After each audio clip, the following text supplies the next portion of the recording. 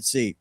Multiple law enforcement sources say King was the man shot and killed after a standoff with Dallas police SWAT officers on Wednesday. Security detail while she's been in office and while on the campaign trail during her recent run for a U.S. Senate seat.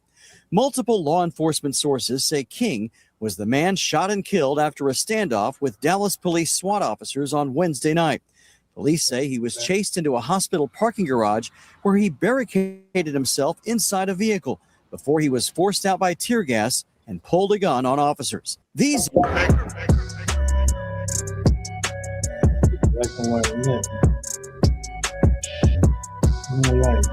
Well, Texas, we dodged a bullet. Jasmine Crockett ran for the Democratic nomination for the Senate, and she lost big. To a man, I believe that's actually to the left of her. You was back James home. Talarico, man, he's a woke lunatic. But also Jasmine Crockett, man. Democrats, they love crime. See how they doing me? Didn't even get the notification. Yeah, man.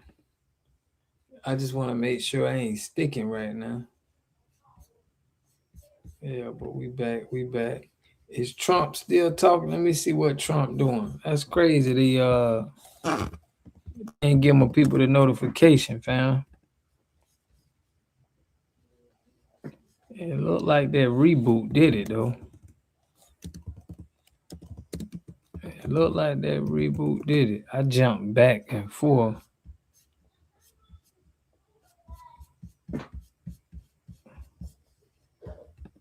But it's all good. Didn't even get it. Yeah, man, we back. Hopefully it don't freeze up on me. Jamal, what's good, family? It seems like we back in the building. Seems like it. So everybody been reporting on this scene like called, hey, don't put that same thumbnail up because I like what it looks like. Iran support that. I think that's what it was, family. You're right. Having them thumbnails, YouTube be on me about them thumbnails, y'all. So that I had that thumbnail of Iran and war. Shout out to Call Dog. I'm back on me telling. That's probably what it was, because YouTube snatched one of my thumbnails off. When I was showing how a black man got hung, it's like, so they own me about them thumbnails, fam. That thumbnail of Iran and the war, they probably was like, nah, we ain't having that. We're gonna shut this down. They be very careful about them thumbnails. Salute the Call Dog put me up on that though, because they do that. Uncover people's true potential by recognizing the right patterns. With Workable's AI agent, just want to get you now to a major story unfolding. This one involves a man who was killed by Dallas police earlier this week outside of Children's Medical Center. Sources say the man who was fatally shot by SWAT actually ran a business placing law enforcement officers in off-duty jobs, and apparently he was also part of the security detail for Congresswoman Jasmine Crockett. Our JD Miles tonight investigating how he apparently, using aliases, was able to become such a prominent figure in the public safety community. To North Texas law enforcement officers and U.S. Capitol Police, he was known as Mike King, but sources tell us that's not the name of the man shot and killed by Dallas police on Wednesday night during an investigation into his alleged double life as a suspected criminal, also working as a security officer for a local U.S. Congresswoman.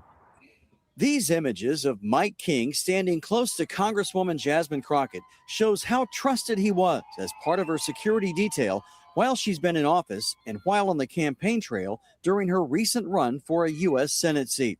Multiple law enforcement sources say King was the man shot and killed after a standoff with Dallas police SWAT officers on Wednesday night. Police say he was chased into a hospital parking garage where he barricaded himself inside a vehicle before he was forced out by tear gas and pulled a gun on officers. Sources say he was wanted for impersonating a law enforcement officer. Sources say he claimed to be one while operating a business called Off-Duty Police Services, an online platform to connect North Texas law enforcement officers with off-duty jobs.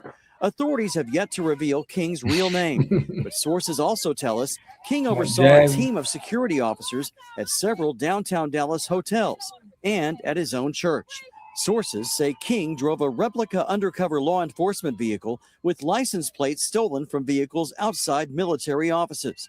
His background, which sources say includes a criminal...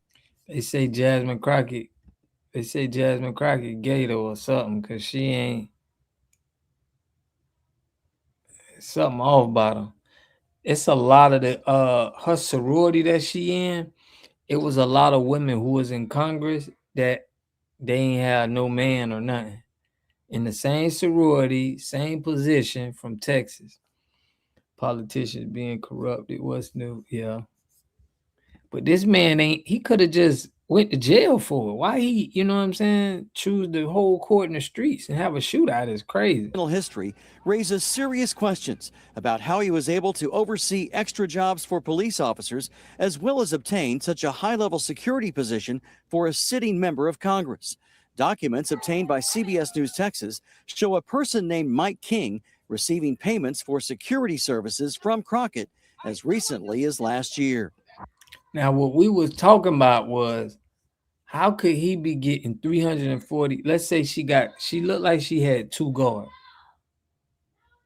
right? She had 2 guards, so 680. She's only making 180,000 a year. She complaining about that money. Maybe they pay them. This is what could be the play, y'all. Maybe the government pay for their security. It don't come out of their check.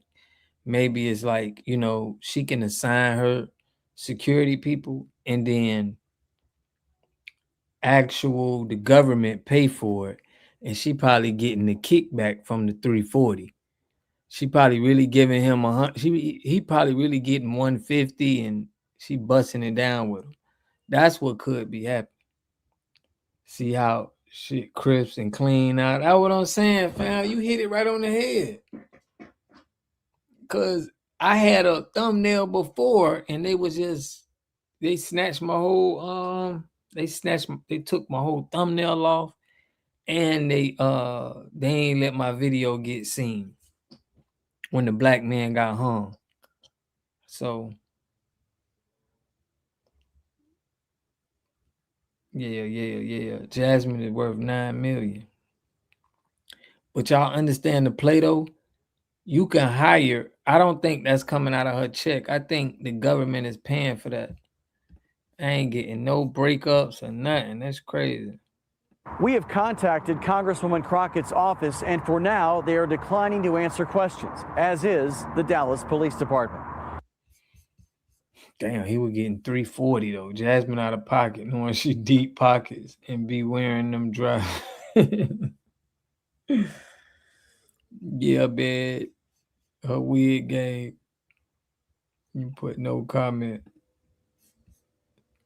No comment. That's crazy. Them people ain't playing about that war, man. They ain't playing about that, you know, speaking to their people about their business. That's why I like to stay on FBA business. You get on politics too much, man, and they be tripping. Man, they be tripping, family. So much Chris. Let's get on some FBA business. Ainswell, what's good, fam? I appreciate you for that, bro. I dropped that video, man. It did good, man. On 2 cents. Not 2 cents, but 19 keys. And we got Oakland in the building. Nah, you good, man. Listen, YouTube was sending them radiation shots at my channel to make sure I ain't putting nobody on the game. So you came in at the right clear time. It's funny how it's so clear right now. People ain't playing about them thumbnails. Now I know they ain't playing about them thumbnails. Because them thumbnails is what attract people. Oh, you got a good thumbnail and the Congress dirty.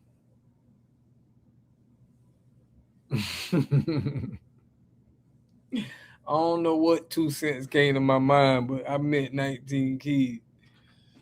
But yeah, Ainswell is the one who gave me more ammunition to drop that. And then I researched the stuff what he said. But yeah, Congress is dirty, fam. Congress is super dirty. Congress is super dirty. But I'm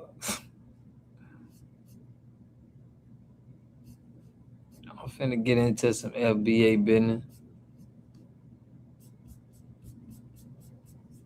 Just because it's crazy that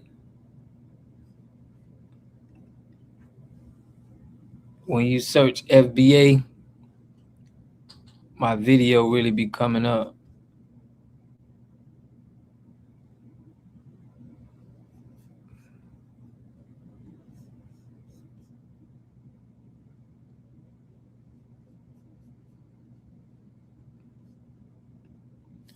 See what bit.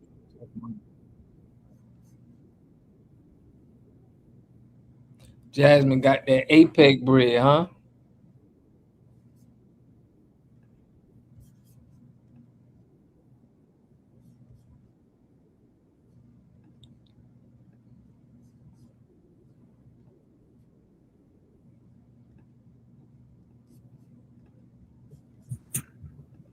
Yeah, thank you. Appreciate it.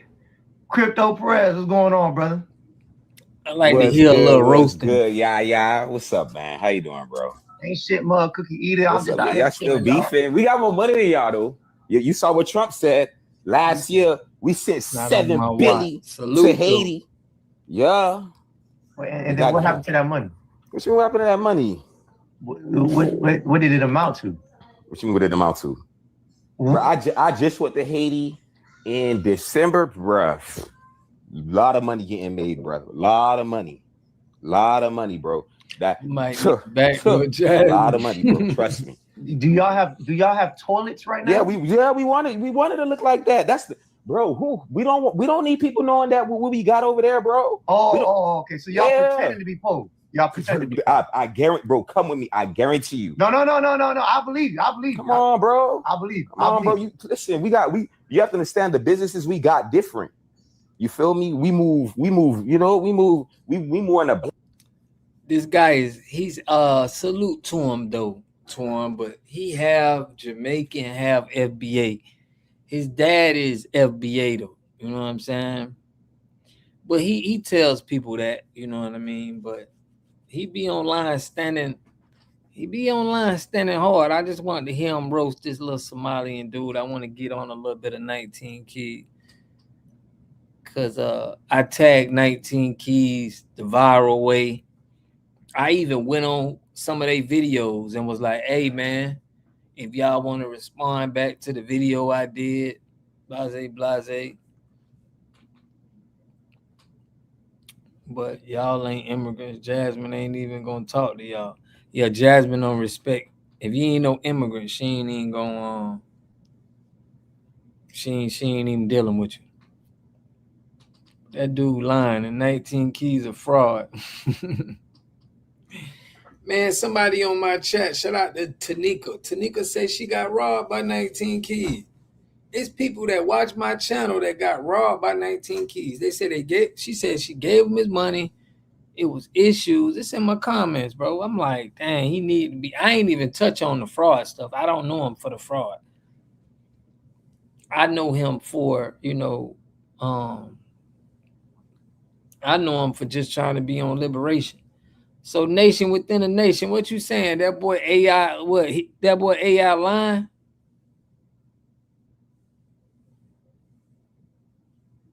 You think he cosplaying? He do be going hard. He do be going extra hard.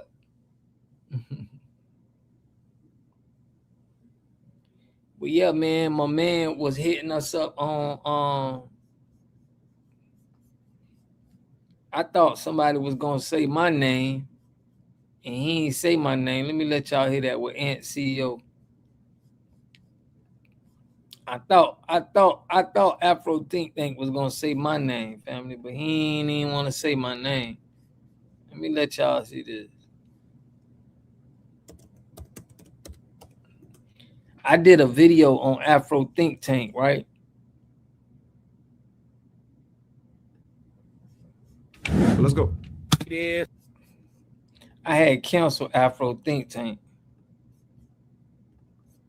I did a video on him, tagged him in it and everything. He ain't never hit back. Yeah, he a space cadet. Everyone have FBA now, they claim, ain't it? There's so many people coming out. Now, I do claim that Nipsey Hussle is half FBA for real. Afro Think Tank is a whole bum living in a squalor right now. Yo, I thought the man was gonna say my name. He ain't never say my name, family. Salute, man. Salute the Swan 5533, man. Appreciate you, family. My guy. Always holding it down, family. Listen, he didn't say my name. He was saying so much. Yeah, FBA content creators. He said Ant CEO name. He ain't never say my name. I'm always trying to bash him on stuff that he's saying. I ain't like how, like, Ant CEO, check out how he, talked about, but I be critical on Afro Think Tank, family. And you not original, blah, blah, blah, blah. It's the same crap, right? And it's never going to stop. That's just the nature of humanity, right? So when first class FBA, right, the organization, because they're not a lineage, no matter how many times they try to say it, no matter how many times they try to take credit for what African Americans do, right? FBA continue to only be able to talk about other Africans. Now, I don't think I tap into that. Levon, what's good, family? He's saying that FBA, right? We only talk about Africans. When on my channel, I done talked about the CBC, the NAACP. I done talk about the FBAs who be off code. It ain't, on my channel, I don't just hold nothing to just Africans. But he's saying that this is what FBA is doing. They only attack Africans. So he subliminally, but he said Ant CEO name. He ain't say nothing about me, and I done tagged this man. I done commented on videos that I know he don't watch my channel. But he trying to like summarize all FBA content creators. Look, while the world burns around them, like this is like serious times right now. Like these are like serious. Let's stop playing around times, right? They acting like Africans are like our enemy, like enemy. You can argue with your brother, right? You can have issues with your brother, right? But in times of war, you put that shit away. And I want you to notice that these FBA, while the house is burning around us, they in the bathroom arguing over whose comb this is. It's like Negroes, the house is on fire, all right? That's a more important topic than you in this damn comb. That comb about to melt any goddamn way. What you talking about? And for all... Now, is it me or do Pan-Africanists, do they talk more about FBA than we talk about them? Like, I don't be caring about no Pan-Africanists, bro. But it's like I'm hearing a rhetoric and it's misinformation. It's misinforming our people. Ainswell in the building. Ainswell, you on, family? Said our house. What's up, bro? What's good, fam? Yo, man, I be so tired of hearing all these people talking about we against Africa. We not against nobody. We for ourselves, and everybody else is taking that as us being against them. And that's some emotional, you know what I mean? You showing your skirt. You know what I mean? And if you got a beard and you talking like that in public, you really ought to be ashamed of yourself. You know what I mean? Because we gotta get past the bull, man. Like, we adults, it's 2026. We not beating no dead horse anymore, man. We not against nobody. Most of the content I push is about FBAs who be sold out or somebody, you know what I mean?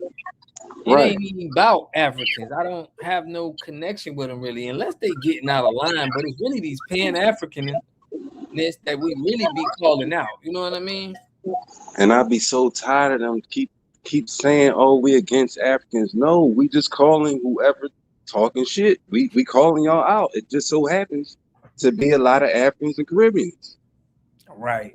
If you in the line of target and you get hit, whose fault is that? It's yours. Get out the way. You see we on the side of justice. Yeah, I mean, get out our way. Or you are out. Plain and simple. Get out the way. If you don't understand what's going on, then get out the way and let the people who do so they can work. All right. That's plain and simple. Right, fam. But for him saying we only attack Africans is crazy. Like that's so far from the truth, fam. It's him. We don't win at him. We don't win at people who's Black American. Yeah, anybody talking stupid. Ain't no just Africans. I don't care what part of the map you from, what part of the land, sea, air. I don't care. It don't matter. If you talking goofy, it's yard out. Exactly. We are against anybody who against us, for real, man. Salute, man. Hold on, Ainswell. We got Pan-Africanism. What's good? Who is the Pan-Mulattoism? Let me see what he on. Pan-Mulattoism. Okay, Peace. what's good, fam? What that mean? What's happening? Pan-Mulattoism. Pan-Mulattoism is just the acknowledgement of the genetic relation between all people of African and European descent globally. Okay, I never heard of that before. Damn. Yes. And really actually I came up to I acknowledge that some of the things that the brother Afro think tank, I think that's his name, I disagree with some of the things that he says about FBAs. Let me just say that for the record. Okay. But I do respect the brother Afro think tank as an FBA going to Africa and starting businesses in Africa. And I'm not pocket watching them, but I think he may have real estate in Africa. I respect that because as Africans are increasing in numbers in our house, which is the US, we need to increase our numbers in their house, which is Africa, as well as Latin America, the Caribbean, Asia, etc. I recommend, and I say this in closing, just so I'm never long-winded, I advocate for Black Americans to start businesses in, buy real estate in, and get citizenship all of the countries that immigrants come to the U.S. from. To put it simply, I said it already, they are in our house, so we must be in theirs. It's geopolitics, really. Okay, but check this out, right? I'm running a campaign on my channel, and it's to keep our money. We got $2.1 trillion that we got access to right here in America yearly, right? So just being a smart business person, right? Which is the best way for us to accumulate our wealth with what we doing? Is it to have access and have more control of our 2.1 trillion and then do something with that? Or is it to try to flee to another country and try to start a business there? Because everything's digital. We online right now. You know what I mean? You could go buy something. I can go buy something in another country right from America. To answer your question, the short answer is to do both. I don't think it's one or the other. I think it's both and more. And yes, I understand the shaming language of fleeing, because shit, I may have been one of the first people to use that argument against the foreigners in the U.S. But you'll notice we tell the foreigners that they have fled their countries and came to the U.S. That has not stopped them from continuing to come to the U.S. Why? Because yes, from our vantage point, they have fled their countries to come to the U.S. But from their vantage point, they have come to take over the U.S. Just like it could be argued that the British fled the UK when they came to the US, or pardon me, the Americas. But in reality, those British came to the Americas to take over. Do you understand what I'm saying? So just as foreigners are coming to the US to take over our house, which is the US, it is imperative that we go to the countries that immigrants come to the US from and take over their house. And that's how I will always see it, brother. Respectfully. Right. No. Listen, I'm not knocking your points and taking over people's house. I'm gonna let Ainswell answer that too. But my point is, we feel like everybody has been colonized, so we're gonna be dealing with a same power structure there. Just like I feel that certain countries are poor because it's business to be poor. It's good business to be poor. So it ain't like we going into a open space where it's still things that you got to be caution about going into another land with money. You get what I'm saying? Can you name me somebody that we can look at right now that we can say this is a Black American? He went to another country and he's doing it big in that country. He became a multimillionaire in that country and he's sitting back and you know what I'm saying? We can know of him. Can you name me somebody? What's his name? Stephon Marbury over there in China. Okay, that's no. That's different. Yeah. Okay, that's different though. That's like he already had paper. He already made himself in America.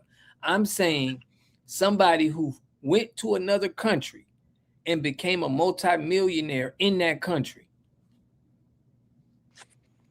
Offhand, no, but that's the point I'm making.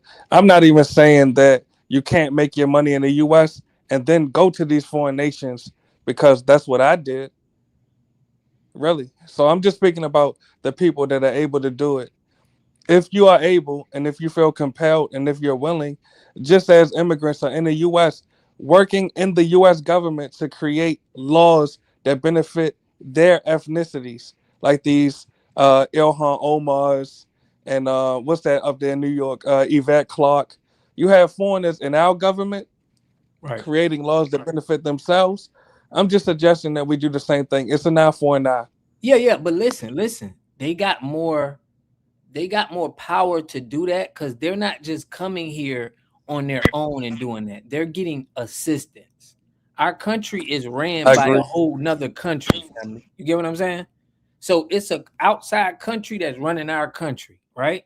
So they're going to bring people from outside the country here because it makes more sense, because they're not going to care about our principles that we want to push, as Black Americans. So just why I asked you, is it anybody that we can look up to that actually went to a country, bro, and ran it up? And we could say, dang, he went out there and he ran it up. I can show you people in America. I can talk to you about people in America that ran it up here, that did something here. And we could say, okay, I can see it. I can do it. It's like y'all want us to go to another country and run it up, and we don't even know nobody who is successful at it. Are we going to say no, actually, what I'm saying is, since we cannot name anyone that has done it already, those of us that are doing it are the pioneers. We have to start somewhere. Or in other words, the alternative is for Black Americans to stay in the U.S., watching more foreigners accumulate in the U.S., taking over Black American communities in the U.S., and just crying and complaining about it. I say don't get mad, get even. Okay, let me let Ainswell, man, what you think about that, family? I want to know who crying and complaining about it. That's what I want to know. You said who's crying and complaining about foreigners accumulating in the U.S.? Yeah. The masses of Black Americans now that are online saying they are Tevas. Yes, they are Tevas. I agree. But what will you do to stop them? Or can you stop them? They not crying and complaining about it. They stating an observation. Exactly. Now you're stating your observation. All right, you're making the honest assessment of the state of affairs in the U.S. My question is, what have you done to stop them? Oh yeah, Freedman Nation that just passed some bills. So Exactly. their thing is they're the ones that's listening. These are more older people to be considered like boule, but not boule. They're the ones that's going in and speaking to the higher ups. They're the ones that's going and speaking on a local level and taking up to a federal level. And Exactly. they pop up in these rooms and they talk and they discuss certain things not that can get us in trouble. But brother, And by getting us in trouble, I mean opposition. But you heard there's no need to talk about strategy on here when your opposition is listening.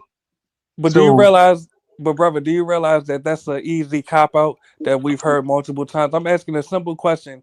Any of the actions that have been taken, have they reduced the amount of foreigners that are encroaching in the U.S.? No. The on number my of end, immigrants yes. in the U.S. is on my end, yes. Well, with all due respect, I live, it used to be plenty of Hispanics, but now that a lot of the elders have heard this, who are in position, it's just funny that now it's all black now. Yeah, bro. Let me just complete the statement. It'll be one sentence. And also in Atlanta, the movement of getting them out as well. Atlanta is no longer majority black American. Do you realize that? I know I live about 20 minutes away. That's what I'm saying. It's in the process. So that's my point. Atlanta is no longer also majority. The person. Well, let's not talk over each other. I'll say one sentence and I'll pass the mic right back to you. The point is, the number of immigrants in the U.S. is increasing. It is not decreasing. So go ahead. Actually, Trump just put the travel bans. So whatever is here, and also the birthright citizenship. Also, the 250,000 Guatemalans, the 350,000 that the president just reappealed. Exactly. So no, it's now a watch process. This. Now watch this. Latinos still outnumber Black Americans in the U.S. Yes or no? Yes. Yes. Exactly. And I'm just talking about the ones legally in the U.S. that are, in my estimation, non-deportable. Now, I advocate for all of them to be denaturalized, but I may be wishing upon a star. But at the present moment, the amount of legal Latinos in the U.S. outnumber Black Americans. So I'm going to always remember my initial point. They are in your house. Why don't you want to be in their house? Because this is why. Because we got resources here. This country has the most resources. So think about what we can do in Mexico right now. You could buy real estate with the U.S. dollar, and your U.S. dollar will stretch further. On that, they just deported some more Black Americans from Mexico. Bro, I'm gonna show a couple Black businesses were burned down. Exactly. I'm gonna show him a video. And look, Mexicans, black dude around in Mexico, bro. And Mexicans, yeah, go ahead. Exactly. Hold on, brother. Mexicans get killed in the U.S. Mexicans get deported out of the U.S. But that is not stopping Mexicans from coming to the U.S. Right? We got resources, fam. We got more. Our dollar, brother. It's resources all around the world, brother. It's resources all around the world. That is true. Who has the best resources? Well, forget the resources. All our family is here. I value my life. I value my life. And look, this is the point I'm making. This is the point I'm making. Can I finish my point? All right, go ahead, brother. I'll go next. Go ahead. And I'm making it kind of short. All my family is here. All my resources are here. All my ammunition is here. All my weaponry is here. I'm fortified here. I don't know them. And in my thoughts, if you come over here with anti-Blackness, and I look at the people who look similar to me, their condition as third-class citizens / slaves, I'm not going for that. They play with us because they think we look like Africans. You just said it. Hold on. You just said it, brother. They will continue to play with you because they outnumber you. Do you understand that? They Well, don't not know here. you. They don't know Not you, here. brother. Let's talk about it. You said not here, as in the United States, right? Yes, where Are my you current aware? Let's have residence. a dialogue, brother, please. Are you aware that in California, Mexicans bomb Black Americans out of their houses in East LA? That's them. I'm in Georgia. Exactly. Now, don't you realize? Hold I'm on, on brother. my land. Let's have a logical I'm conversation. having a logical Okay, conversation so because let the me complete Mexicans my that point. It'll did be try to brief. play with us, But they're not brother, don't here be no more. emotional. But don't I'm be. not emotional. Let I'm him just So talk. telling you let my me. Let him lived talk. experience. Let him You Yeah. talk. So can't let's have tell a me about me having having gunfights with these people. exactly. So let's have a dialogue, brother. Don't you realize as the number of Latinos increases in Georgia, the same thing that happened in LA can happen in Georgia? Do you We're realize that? prepared. We're prepared. It's That's what easy we've to been doing say. for. Let me That's say easy to something. say, Yeah. Let me cut in real quick. We're all mostly ex-military, so we're prepared. brother. The same Let's thing could let have That's what been I'm said trying to about tell you, Compton. brother. hold on. Let's let Compton used to be Ainswell And go. majority they're Black American. It's not passive. anymore. A lot of them are passive. A A lot lot of of them us are get passive. benefits of it. I'm not passive. Hey, Yeah, but a lot of I'm us not are. passive at all. A lot of Black Americans are. How do you think that Black American cities became sanctuary cities? Because Black Americans are Passive. passive. right. bro, Listen, Pan bro. Mulatto, listen. Let's let Ainswell go real quick. Ainswell, and we're gonna switch the topic. Go ahead, Ainswell. Yeah. The brother is talking about going to them other countries and all that. If that's what you feel like is best for you, by all means, bro, do that and get as many people that agree with you to do the same. No, But as but far this as is us here, yeah, we stand on business here on this right. land, on this soil. We not scared of outnumbered. We not scared of none of that stuff you talking about. You know what I mean? We good. We got And 2.1 trillion here. We're We trying to good. amass to. So let that's me our ask the brother that goal. said he's standing on business, though. Can I ask the brother that said he's standing on business? Go And ahead. once again, this is a slogan I like to hear, but I'm just asking tangibly, if Black Americans are standing on business in the U.S., why are you allowing foreigners to outnumber you in your own communities, in your own city, in your own country? Because it don't Not on matter. my end. It don't matter. Sorry.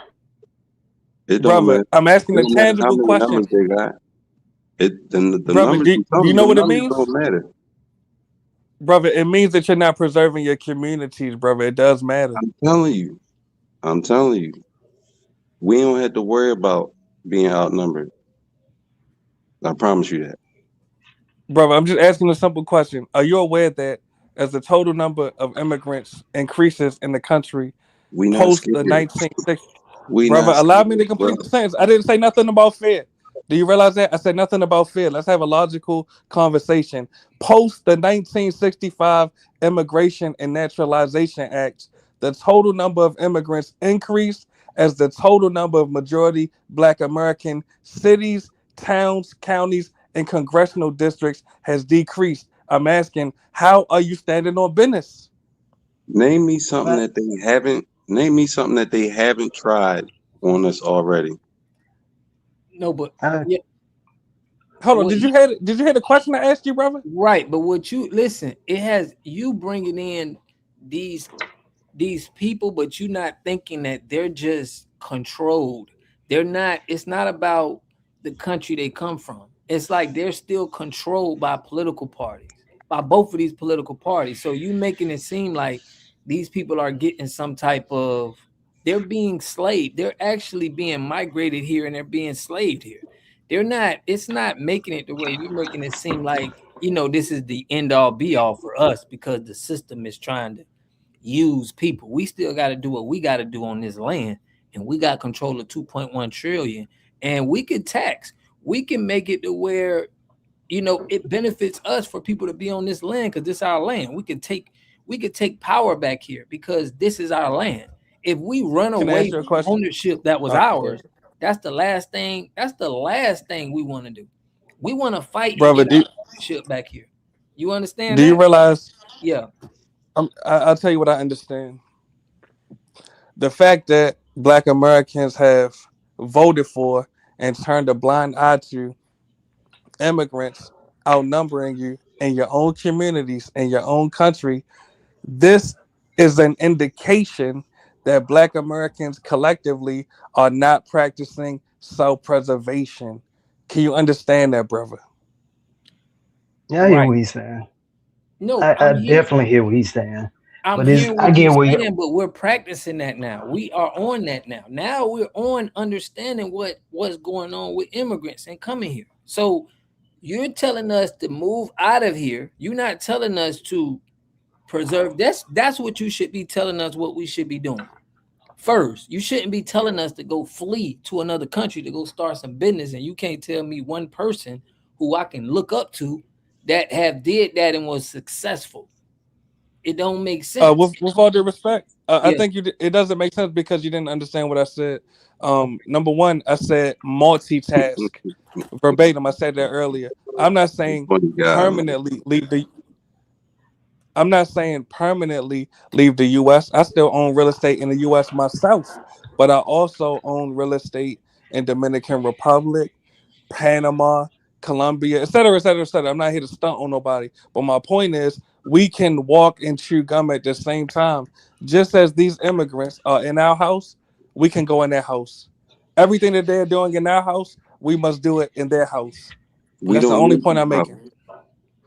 All right. Well, I guess with all due respect, do you realize when you say that, with all due respect, and I never want to be long with it, so I'll say this one sentence now, and I'll pass the mic. When you say we don't need to, though, do you realize what you're saying is you are comfortable with foreigners having privileges in your house that they will never reciprocate to you in their house? No, you don't understand what's going on right now, bro. Hold on. Did you understand what I said, though? I'm not trying to argue with you. Do you understand what I just said? You don't understand what's going on right now. Let's not talk past each other. Hold on. Please, one step at a time. Let's not talk past each other. What I said was, I'll repeat it again because I'm not trying to put your back against the wall. Heard you. We understand what you're saying. But did you understand what I said, though? It doesn't matter. No, I'm asking, did you understand what I said, brother? I told you. Want us to compare. Everyone you want us to compare what they're doing here. Hold on to the brother that's talking. Yeah, I'm not trying to disrespect the host, but to the brother that said it doesn't matter. Talking about you ain't trying to disrespect the host, brother. Let's not be sassy. I'm trying to talk to you directly. Sassy? I'm asking, brother. Do you understand what I asked you, brother? I'm not trying to attack you. Do you understand what I asked you? Getting something across, man. But brother, do you understand what I asked you, though, brother? Brother. How many times you going, brothers? We already answered this several times. We all. I'll repeat it because I heard it. I'll repeat what I said. I'll repeat what I said because I really don't think that you understood what I said. What I said was, we just don't care. You just exactly. So we understand what you're saying, but we just don't. We're not concerned about that. That's exactly. So you're not concerned. So you're not concerned. Bro, please allow me to complete in America. Listen, your property in America all right, go ahead. is worth more than all of them properties in them other countries added up. I guarantee you that. All right, I'm gonna repeat what I was about to say before the host jumped in because this is your platform and you have a right to jump in. When the brother said that we don't care, essentially what he's saying is he doesn't care that there's foreigners in his house that have privileges that they will not give him in their house. And that's what I wanted to say. I said it. Their house is not valuable to us, family. This is what I'm saying. Why would and let me say this? Like their house is. I'm here to speak. Yeah, those places are. And let me talk to the host though. I'm going to respond to literally shitholes. Exactly. Let me respond to what the host said. Do you realize that this is an indication of the post? I'm trying to respond to the host, brother, for the sake of the listeners. Go ahead. Exactly. What you all are saying is a symptom of the post-traumatic slave syndrome disorder. You require no reciprocity.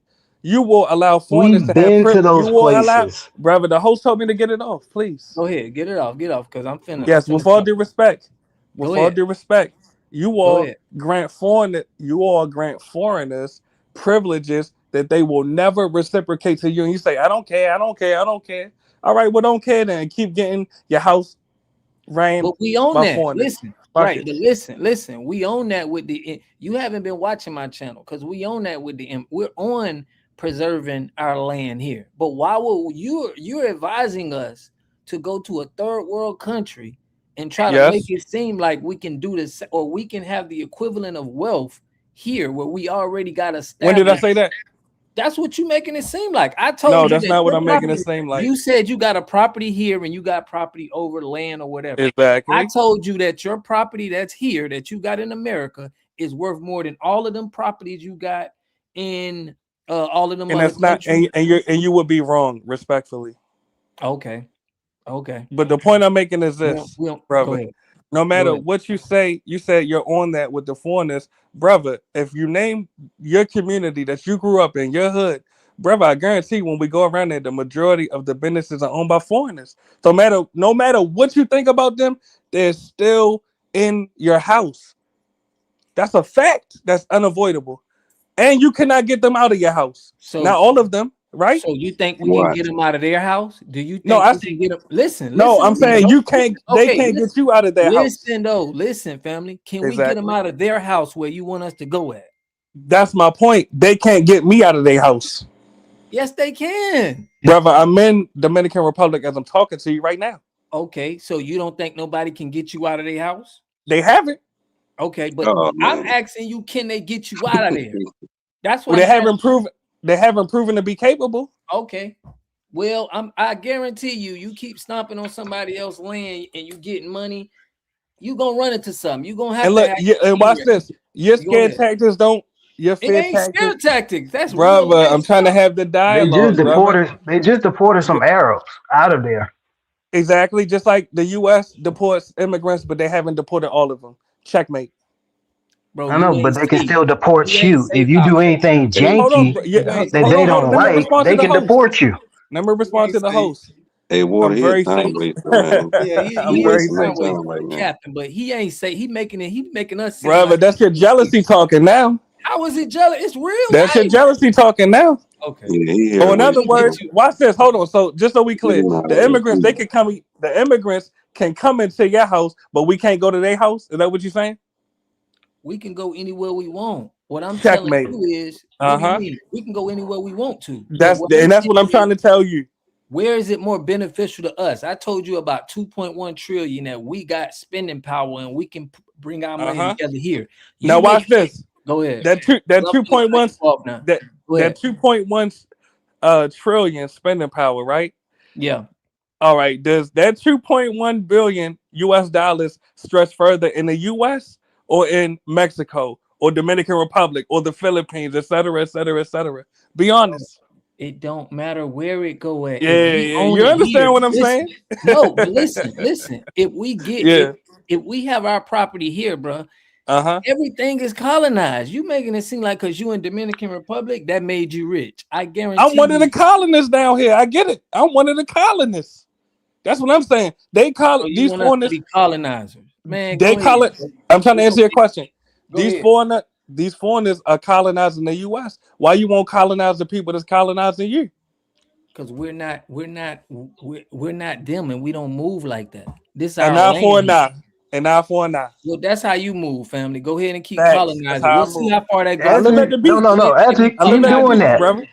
I live at the keep traveling. Keep doing the colonizer thing. For sure. Just make us look good. Always keep shining and keep everybody serve their purpose. And look, and at home, y'all gotta make me look good, and y'all not making me look good by letting foreigners take on my end. It ain't nothing but black Americans, not making me look and not in poverty. The same people you see on my picture. We've been owning this land for 350 years, acres. Now, brother, I respect that, but I got to say this: y'all so not it's making all us look black people. It's nothing but black people. So you have generational, as we say, wealth that's been passed down for generations. Now, so brother, my end, it's only been white and black. And the few Hispanics that tried to move in and trickle in, all of a sudden they just whisked on the way. Now, brother, I heard what you said. Now, please hear me out. Just like you said, while I'm overseas, I got to make us look good. Brother, while y'all at home, y'all gotta hold the fort down. It don't make me look good that y'all letting foreigners take over the fort. Come on. But the foreigners are getting booted out. Ilhan Omar just got stripped of Congress. She just got stripped. You She said tried who? to identify as a black woman, and the white reporter said, "You're not black. Why are you taking their position?" You said who got And stripped? she cried. Ilhan Omar just got stripped. So she not in Congress no more? No.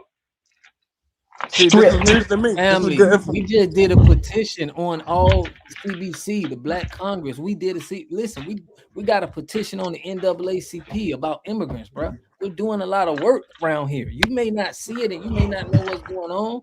We considering taxing these immigrants that come over here in these.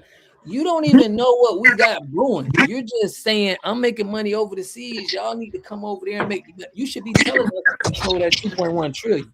Respectfully, that should have been the only thing you should have been talking about for people here in America. And now there's a it don't make hold sense. on, and just now for the there's record. a war. Go ahead. Now, just for the record, There's I a war looked with up. the Hispanics. So Hold on, brother. when Let you me say this, said the though. Hispanics, they're going at it right now. They're Well, saying let me say this, though, they're brother. not really us. Hold on, I just They're looked trying it to up. get them out. I just looked it up. Ilhan Omar is still in Congress, so you lied about that, brother. And I Oh, wish you my was telling the apologies. truth. I I wish you was telling the apologize. But truth. she did get stripped of Senate. It was Senate. No, She she did in get her Congress. position. She She's just in got a Congress, position. brother. She's a congresswoman, brother. Oh, Yeah, man, you let me go lying, look it brother. up. Yeah, I look it up, apologize. please. All right, look, Let me look it up. all right. Look, fam, you made your Let me point. go You look feel it like up. we need to run. We staying here and we finna, change Yeah, hold the laws fort and down. change shit, right? Yeah. That's what we Please. on. 100. You need people Please, solid man. like that here. And if y'all in Dominican Republic or Puerto Rico, Colombia, or Philippines, look me up, man. Much love. And thanks for having me up. I was just out there, man, looking Where? at in Puerto Rico. Oh, please buy real estate down here. No passport needed for U.S. citizens, really. Yeah. Matter of fact, let me shout some of the neighborhoods out that's majority American already in Puerto Rico. Then I'm gonna drop down. You got Ocean Park, you got Condado, you got Dorado, you got Isla Verde. So yeah, it's a lot of areas down here. If you come down here as a Black American, you was just down here, That's the U.S. we already here. territory, fam. It's no tax. You don't have to pay. There's no passport. That's why I said there's no passport. That's our stuff. That don't really count, family. Brother, the first thing I said was no passport needed. Did you hear me? But what okay, I'm saying, so we know it's a U.S. We know it's a U.S. territory, US brother. territory, exactly. So that just really like count. just like it's Puerto Ricans in the U.S. with Puerto Rican neighborhoods, like in the Bronx and in East Harlem, Black Americans can create. It's a lot of Black Americans that, bro. You finna get. Brother, allow me to complete the sentence. Puerto Rico. What are you? That's my point. I just named the neighborhoods. Okay. Are you not listening? Bro, I just named the neighborhood. Saying nothing though. That's what I'm saying. What I'm saying is you could be one of us. You could be down here. Is what I'm saying. I was already over there, fam. You was a tourist. You was a tourist. It don't matter how many. What I'm saying is you could be a resident. You could be a property. Man, get buddy up out of here, man. I don't know what colors on, fam.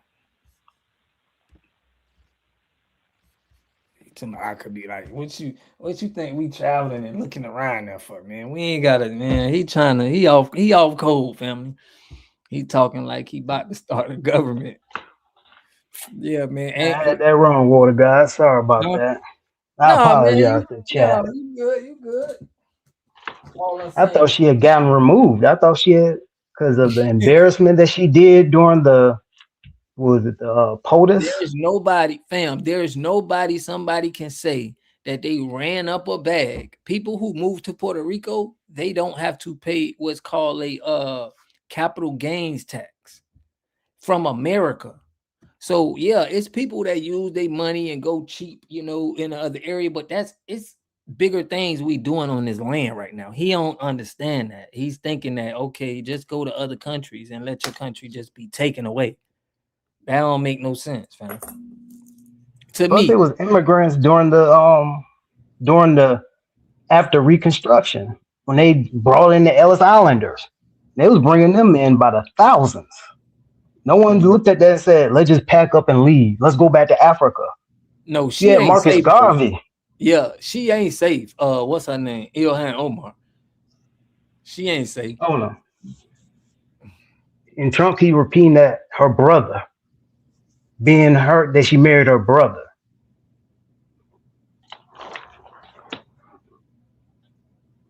So there's a lot of news on her. They don't want us pushing for this land, family. Somebody done sent homie over to our channel.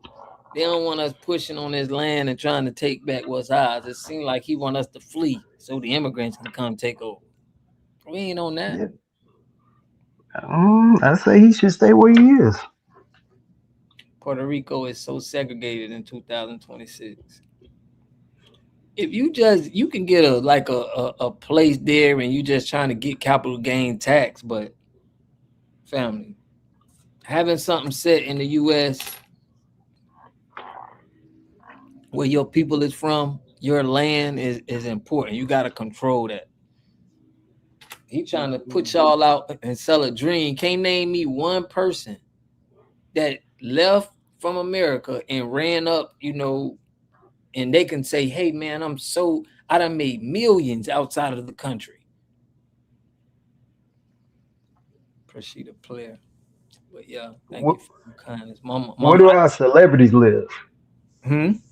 Where do our celebrities live? Yeah, they be living in like Puerto Rico. Once they run up money, they'll go to, places that, but they still be here in America and get money here. You know what I'm saying? Mm-hmm. But we ain't letting that man, not one, not one person he could say. He said Stephon Marbury. That's the first person came out of his mouth. A basketball player that went to China to go play basketball. He got a huge fan base in China. You know what I'm saying? He can't tell me how much money you made and ran up over there in Puerto Rico. And I bet you just used money you made from America and went over there. But you ain't safe, though. He ain't safe. It ain't safe to just be sitting over there. Dominican Republic. You got to have security walking around Dominican Republic. You can't be around the Dominican Republic just like by yourself. You're lonesome over there, knowing that you making money. He ain't keeping it real like that. People will take your shoes and everything. They'll take your property. But yeah, we're going to leave that. You know what I'm saying? We're leaving them alone. Celebrities get treated differently in other countries. Of course. Man, we'll speak to this man 4-5 months ago and everything gone. Let one of them gangs out there, man, understand he ran there on their land and he ain't breaking bread. Man, that colonizer stuff is going to be done with. You better have an army. You better have a little gang you with if you in another country, bro. Colonizing. I ain't on that. Now, if I can do business, export, import, or something like that, or you know what I'm saying? But I'm not finna say I'm finna go to a country and be a colonizer. I'm gonna sound like a white. I'm gonna sound like a European, fam. But he's half European, so he got that colonizer blood in him. You feel me? So he's probably a colonizer for real. So you know what I'm saying? You can't compare yourself to us.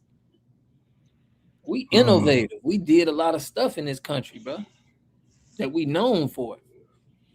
I don't believe nothing he said for real. Yeah, bro, you can't believe. We don't know nobody who ran up a bag outside of the country, who left the country and then ran it up out there in somebody else's land. Yeah, a normal person with no connections. Yeah, I don't believe it. He lying. Talking about he got properties here and there. You know, it sound good, but most of the people I know that have property. I'm from Florida. I know about Dominican Republic. I know about Puerto Rico. We right here. Them people is robbing over there. It's gangland out there, bro. A black man got killed in Puerto Rico. 2 or 3, bro. For they chain. My homie hit me up like, dang, bro, you was out there, bro, and they hit you. Somebody got killed for their chain they had on their neck. Like, you got to tell people this. Americans, bro, went to Puerto Rico and got killed. I ain't speaking on not guessing you. I'm speaking on facts of what really happened, bro. For his chain. Nigga talking about he could just go to countries and just be a colonizer. Bro, who you talking to, bro? I done went to other places in America and had to do business and was in the streets, and that ain't safe. You trying to tell me you can go to a whole nother country and you can step on gangland territory and you think it's just safe like that? Bro, No. lies. It's lies, y'all. All that is lies, family. You gonna have to pay at least big money for security. Drop the link one more time. Okay. Bam, I came back from Puerto Rico. As soon as when I came back, a black man got killed in Puerto Rico for his chain. I ain't lying at all. Then another black man got killed going down there. It's black people down there that go down there. But don't act like, you know what I'm saying, it's just sweet. Don't act like every country just sweet for you to just go there and set up shop and get money. Nah, fam, it don't work like that. This is the reason why they flee. It's the reason why they trying to get up out of Go there. your ass to Somalia. Go your ass to Somalia and talk about you a colonizer. And the only time they go back is either the stunt or after they pass on. They don't really go to stay. I think they have like an 8% to actually go back, repatriate when they go back to live and stay. Bro, that's the only thing you can do is if you got money in America, if you making money in America and then you go somewhere else and you got paid security, you got a protection, you got damn near army. Why would you want to go somewhere, bro, and you don't got no safety backing or nothing? Let me put Andrew Woods on. Yo, Andrew, what's good? What's happening, man? Shout out, bro. Salute, family. Where you calling from? Man, I'm calling from well, I was in Louisiana. I'm in Georgia now, but I'm from Louisiana. Yeah, man. Yeah, appreciate it, bro. Yeah, man, I'll be listening to some of the stuff.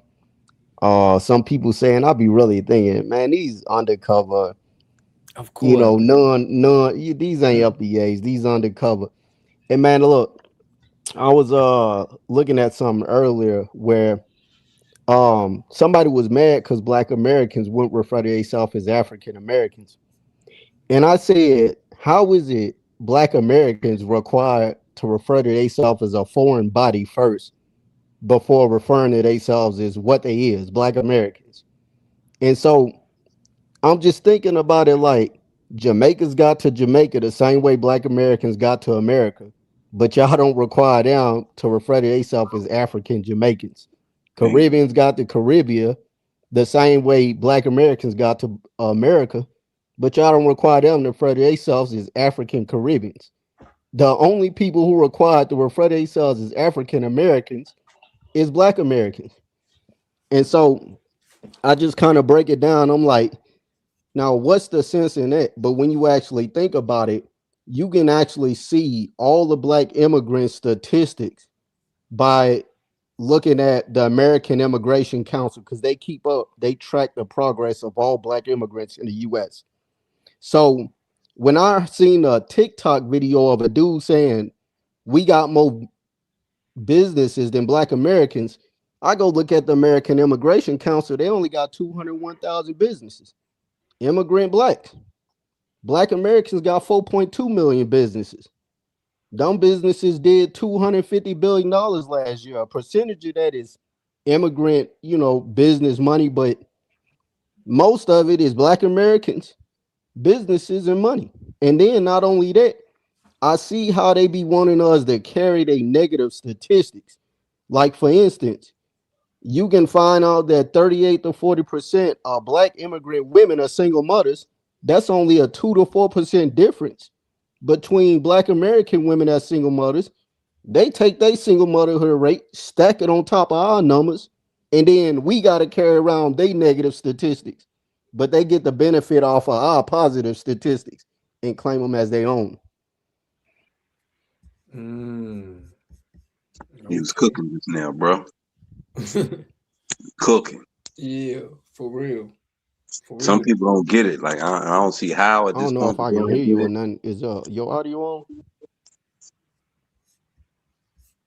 We can hear you. We can hear you. You good. You can hear us? Probably just can hear his thing going out. That's cool. That's cool. He was cooking, man. Yeah, that makes sense, though. That makes sense. Everything dude was talking about going up to their countries, all of that, it sounds like if you want a hobby, go for it. But that ain't nothing that's productive for us here. He know he gotta pay. That's why I know he ain't there like that, because you gotta pay to play there, bro. You're gonna have to pay for protection. You go even in Dominican Republic, bro. If you go to DR, you're gonna have to pay to have protection. You feel me? Right. You can't just, unless you go around with 5-6 guys and you go to from America, you ain't got to do that, because y'all, you know what I'm saying? You got a good enough for y'all. But I'm saying if you go with 2 people or you and a girl, you're going to want to have somebody securing you there, because, you know, you from America. He leaving out a lot of stuff. Mm-hmm. All that stuff he's thinking about, I'm pretty sure it's been done for years. Like there's been FBA brothers going to different countries starting businesses for decades. That ain't nothing new. Like we've been always doing that. They ain't got no fighters though. That's the thing to it. A lot of these outside groups, they got runners. They ain't really got fighters, and so they need us to come down there to do the fighting on their behalf. This even when you think about the civil rights movement, how a lot of these non-FBA people come in and they start talking about the civil rights movement. Well, we had something to do with the civil rights movement too. We was there. And then it's like, okay, but a lot of the people that was from foreign states, from foreign countries, non-FBAs, they came into the civil rights movement and they left within a few years because they was afraid of getting killed. Now, you come over to the civil rights movement, but you coming to us saying that we gotta be the soldiers that stand behind you while you get to play the safe position. We get to do all the done, and then when the block get too hot, you run off. Mm-hmm. Right. Okay, Shannon, man. We got Shannon, man, just jumped in. I'm gonna let you go though, Ainsworth. You can go ahead. Shannon, man, what's good? Hi, how are you? Good. How you doing? Where you calling from? Texas. Shout out to Texas, man. So I was listening to the young man speak earlier about what he was doing all over the world. And what was so irritating about what he's not saying is that or understanding is that the Constitution of America does not go around the world. It's only for you here. Those are the protections that y'all were trying to explain to him that he doesn't have other places. And if you go, just like right now, another YouTuber, Adonis Crash Boom, is hemmed up in Romania right now. Mm-hmm. His rights as an American is dependent on what they want to allow him to do. He has a business there in other places. That's not stopping for him from getting hemmed up. And most of the times when Americans get hemmed up, the government has to come into play to come and get you out. And when he was saying, well, you don't control your communities and you can't stop people from coming in and out. We live in a free country. You can live wherever you want to live. That's how we want it. You don't have control over a neighborhood. Nobody does. Now, when the money comes into play while you don't have your own stores and businesses, that's a whole nother thing. But you can't control, you can't make people not live here and make people not live there. His whole premise didn't even make sense. And even if you go into another country, just like you were trying to explain, the US dollar is stronger. Even though right now it's at its weakest point, it's still stronger than everybody else's money. So you're going to go to a third world country and collect 2 or 3 pennies off a shoe? How are you coming up? You can't bring them pennies over here and do nothing. Just like you said, we are the one with the 1 point whatever trillion dollars. They don't have it. And you going over there flossing doesn't mean anything, because you can't floss here the way you floss there. And we know why. At all. So, yeah, his whole point was stupid. But I mean, it's sad because it make you feel better because you're in a country with people who have less, so that make you feel more. I get it, we get it, but don't act like that's the thing. You're losing because when you have to come back here, you ain't got enough money to spend that you made over there to do a damn thing. That's all I want to say. Salute to you, Shannon. Salute to you. I want to get everybody take on that. That was, you hit it right on the head though. We got D, and then I'm gonna let Ames jump on. D, what's good, D? What's up, bro? It's me, Daryl. What's up, Daryl? My man, what's good, man? You heard this craziness, man. He talking about The dude that's crazy for Crockett. I heard the Democrats pull her out like a bouncer at a club dressed bad. right now. We was talking about this. This dude called in talking about, he's making, just because immigrants coming in our land, we need to go in their land and get money.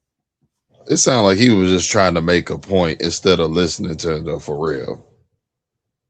If that makes sense from what I'm hearing. Check this out right here. Look, I'm gonna tell you like this right here. So we know black people in the U.S. spending power is 2.1 trillion, right?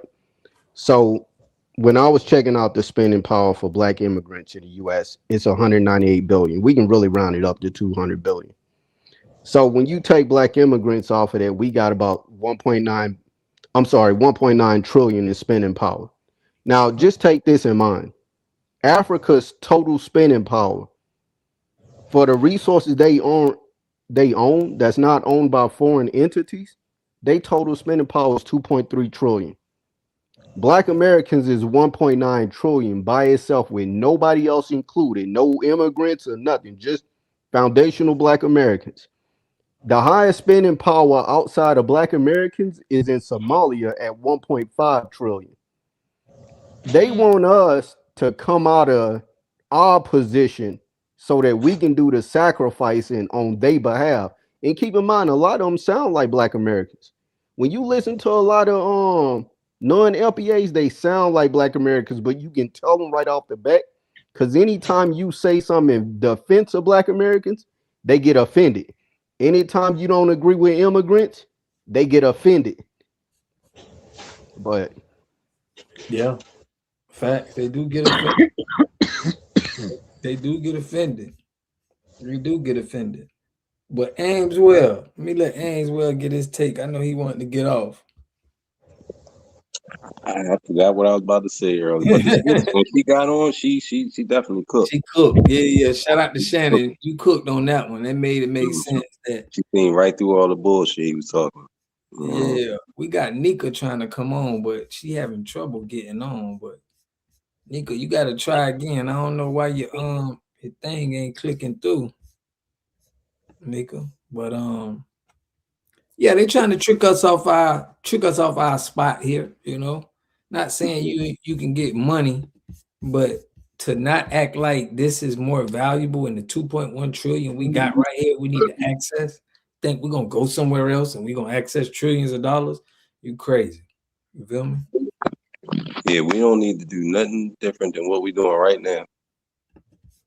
You know what I mean? We all right in the right place in the right page. And then we ain't about to let nobody come and rock us to sleep. So at all, family, at all. Trey, what's good, family? Yo, what's good with you, man? Can you hear me? Yep, we can hear you. Where you calling from? LA.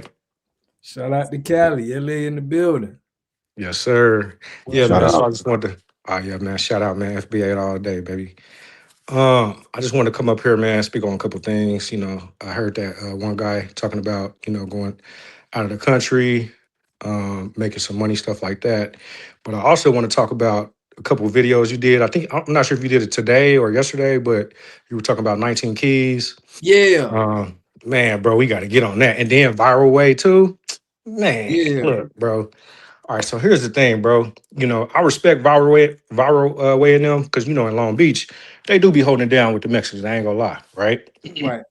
I mean, because if you really kind of see how they do things versus like how dudes in LA, it's kind of different, you know what I'm saying? Because they do be sharing a lot of hoods with the Mexicans, which is weird because if you go to East LA, you don't see it. I've never seen no black gangs in East LA. I hardly ever see any black people, period, right? But so I respect them for that. But it's almost like, I mean, I don't know. I guess they just on that, that all black stuff. You know what I'm saying? So a lot of people still on that, but there is a shift, as you can see, with the politics, and then even just just in the culture itself, right? With the music and just a lot of different stuff. So there is a powerful shift that's happening, and that's why people are starting to really kind of speak up about it, because they can see that things are changing and they're afraid because it's messing up their money. Well, I ain't gonna say with the viral way, but with 19 Keys, that's what's happening. Because you guys got to understand, with the 19 Keys guy, this guy, he's been caught doing a lot of fraud stuff. You know what I'm saying?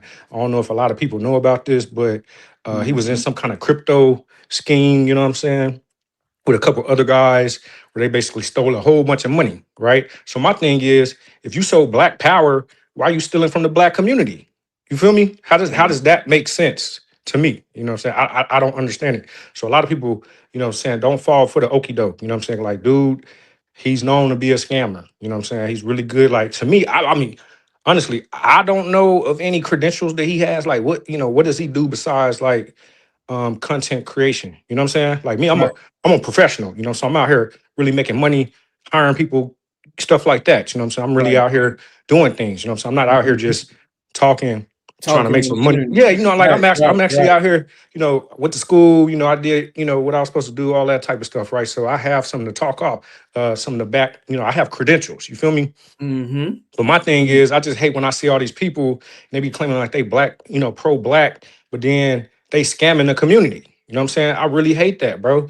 And like 19 Keys, like, do your research on this guy, bro. You know what I'm saying? I mean, I support black people, you know what I'm saying? And I don't want to come at him like that, but I don't like how he's trying to flip the script and try to make us look, put us in a bad light. You know what I'm saying? Like just have a conversation instead of trying to do some kind of smear campaign. I don't respect that, you know what I'm saying? But I also don't respect the scamming either. So I have to speak up on that, you know what I'm saying? For real. I didn't speak on that because I didn't have information. But once I dropped that video, it was a lot of people in the comments. One of my subscribers said that, hey, he scammed me. It was a lot of people saying a lot of those dudes, man. It's a pyramid scheme. That's what I'm saying, man. I ain't even know all of that, but I know that you can't call nobody the police, man. Yeah, that's my thing. That's why I'm getting upset, is because like it's, I get it that these guys are going to the other, another country, they trying to set up shop and do their businesses. And I think that's what's happening, right? Because I do remember, because I used to follow EYL and all them, right? But I started seeing like these guys are like real pro-Democrat. There's just certain people in the community, and I don't know like if the EYL got, I don't really know they ethnicity, you know what I'm saying? I don't really want to trash them because I ain't never really seen them trash nobody. But I do know that they be putting up a lot of scammers on their platforms. You know what I'm saying? A lot of dudes who are scammers and scam the community came through their platform. You feel me? So I don't respect that, and then like they so pro-Democrat, and I'm not with the Democrats, you know what I'm saying, at all. And I'm not with the Republicans either. I'm policy first, you know what I'm saying? So I don't care about all that other stuff. But what I was gonna say is, so with EYL and them, you know what I'm saying? Damn, what was I was about to say something. But anyways, yeah. Oh, okay. I remember what I was about to say. So these guys, they went to, I remember seeing them. I'm not sure what country. I think it was Ghana or one of those countries. But they went over there. They started building. I don't know if they were just building like just into real estate or what. But they was doing a lot of construction, right? So I don't know. And then I remember seeing another video on YouTube. It was an African guy talking about FBAs, and he was like, "Oh man, this is messing up, my money, and it's also messing up a lot of Black Americans' money, because now a lot of Africans are like putting a stop to, Black Americans coming over and just doing business, right?" So I don't know if that has something. It sounds like that's something that's kind of going on and it's kind of affecting their business. So now they have to speak up about it. You know what I'm saying? Because at first everybody ignored us and just called us crazy, whatever. But now they like attack, like targeting us. You know what I'm saying? Like exactly publicly speaking, shit like that. You know what I'm saying? Because they have to, because shit, we getting strong, bro. You know what I'm saying? Like, and that's what we got to do. Like, it don't matter what the name is, bro. Freeman, FBA. I mean, you know, I understand people feel strongly about the FBI. I do too. But at the end of the day, as long FBA as is we like one to me. Yeah, it's like one. You know what I mean? One I feel like is like a classification, and one is a lineage. So it's not like I don't look at them as two different names. I look at it as, you know, we supporting our brothers. You know what I'm saying? That's what I mean, look, bro, it's growing pains. You know what I'm saying? In the beginning, you're gonna have, you know, you just gotta, you know, it's gonna take some time. You're gonna work it out, and you're gonna get settled on what it needs to be. You know, as long as we all just a team, we're gonna have a couple. We're gonna have some small disagreements, but that's fine. We know what what the big picture is, though. You know what I'm saying? That's the point. Is remember what the big picture is. So Sulan, you know, Black American Indian. FBA. At the end of the day, we know what the big picture is. We know what our goal is. You know what I'm saying? And that's to protect us. You feel me? So at the end of the day, that's what it is. But check this out though. We do need to kind of agree on a classification. And the reason why I say that is because if you got all these different classifications, nobody take you serious. And so what happens is you need a classification, and the classification it's free. Ain't really it ain't really to disrespect nobody. That's the way they want to try to define it, as we trying to disrespect them. Listen, they know what we talking about when we say foundational Black American. We saying Black Americans that are of non-immigrant descent. All right, you can't go nowhere in our lineage and find no green cards or nothing like that. That's what it's talking about. You know, but they intentionally try to play up, but we kind of do need to have a classification where it's not a bunch of classifications all over the place, because then people use that to their advantage, where they say, oh man, you know what I'm saying, these people don't know what they talking about. They don't know what they doing, man. They got all these different classifications. So who is really who? Now we know why they don't want us to have that classification like that, because imagine if you're an immigrant in the United States and you make a complaint. There was a report that showed that 50% of Black immigrants, these are people who can identify, who can classify themselves as Black Americans. 50% of Black immigrants reported that they struggle to pay their bills, or they struggle to keep food in the refrigerator. When the Democrats went and put the information out, they said 50% of Black Americans said this. So now we get to take it off of them and they get to put it on us. And then you go look at the NAACP, where it's predominantly Black immigrants. In the NAACP, you go to the Congressional Black Caucus, the same thing. In certain places, it's predominantly Black immigrants. Now, here's the crazy thing. They go out and they make all these complaints against the U.S., against white people, whatever it may be. And then they say, well, I didn't say that. Black Americans said that. Those are Black Americans that said that. But then when the check come in, when the funds come in from them, they take our statistics and they put them out there and they say, man, look at Black Americans. They doing so bad. They all in jail. They are they baby mamas. They deadbeat daddies. They this, that, and the third. They do that so that they can go to the government and say, see, we need funding. We need 501(c)(3) funding. And that's how the churches and all these organizations get all this money. They get billions of dollars by putting false statistics out about us. And then they don't got to hold none of the false statistics, because they can attribute they bad and our bad to us. And then they can just latch on to any of the organizations that we start. So what I'm saying though is, it is kind of important that we have a classification where that we can classify and say, this is us right here, so that they can't come and say, oh, they don't know who they really is. Oh, they ain't serious about it. I'm not gonna lie to you, dog. FBA is putting in overtime. I like the performance you're doing. So yeah, I'm with you. And just to piggyback off of the Africa thing, James Smalls, 19 Keys, this guy, Afro Think Tank, anybody who had some establishment in Africa, I think it's coming from the DNC. It's the political that got to play into that. And I think they're marketing to us because they got this, that HC6. What is that? Where they building a whole community over there and trying to have Black people move from there over there? Yep. Yep, that's what I was. You talking about This, EYL, right? yeah. This is the whole game they playing, bro. Right. And I think it's money into that. It's money into trying to market people to come to Africa. Just like it's money into trying to get, if you tell on somebody and they go to jail and you're an informant, you get money in there. You get compensated. So it's gonna be 89 City all over again.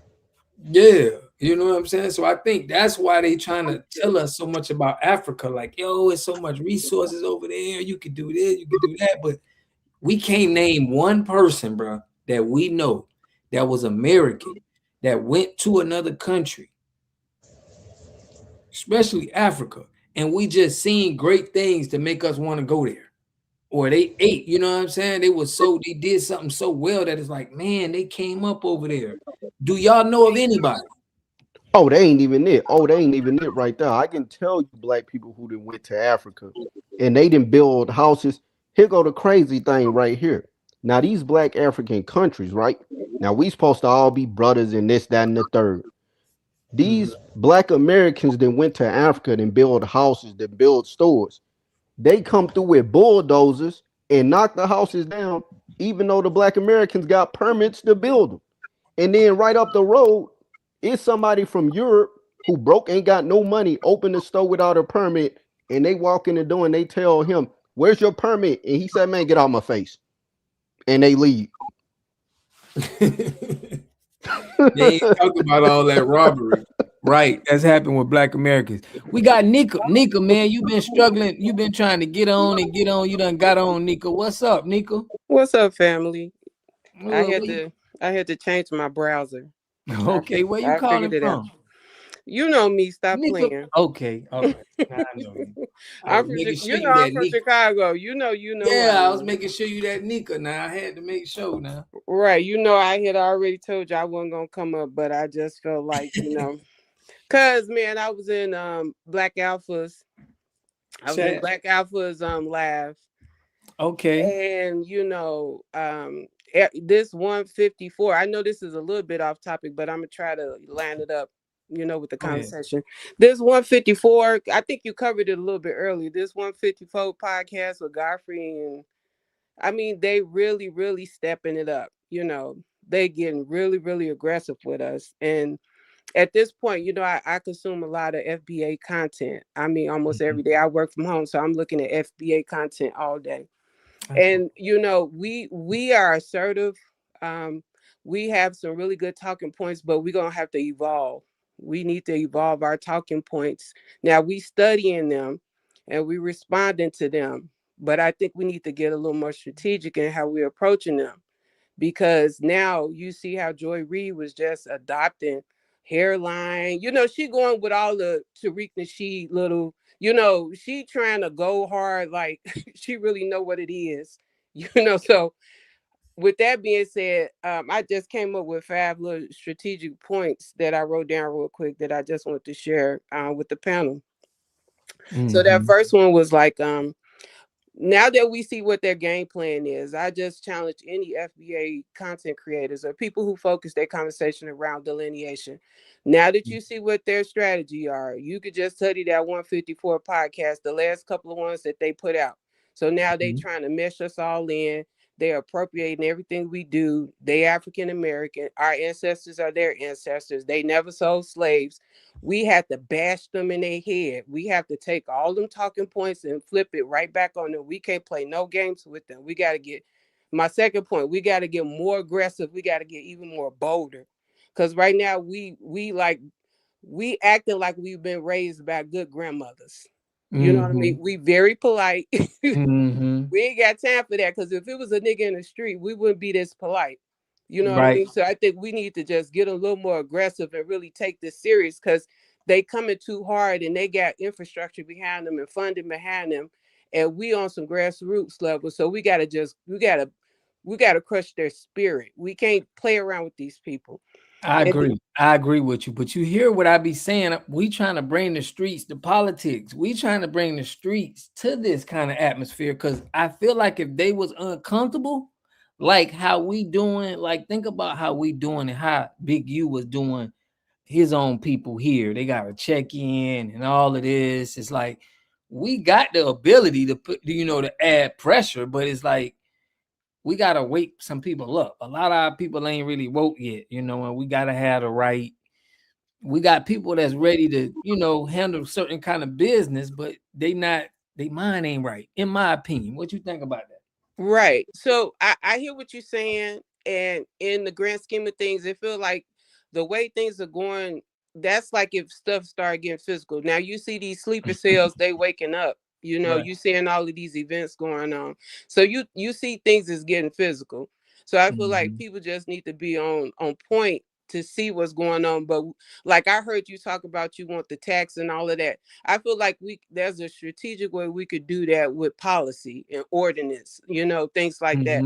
But we got to get with like our council people and our aldermen to like really, pitch a fit about some of this tax base from these little corner stores and all that. They need to pay a higher tax to help rejuvenate or revitalize these neighborhoods. They can't operate in these neighborhoods without revitalizing them.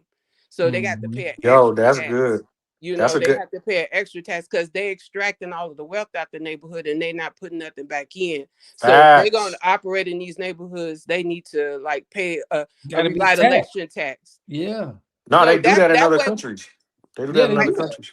so that way we keep ourselves out of incarceration, because we don't want to get in legal trouble unless we have to, Right, because they gonna hit us with extortion. We ready to go there and tax some people now. Right. So I'm probably gonna say something a little controversial.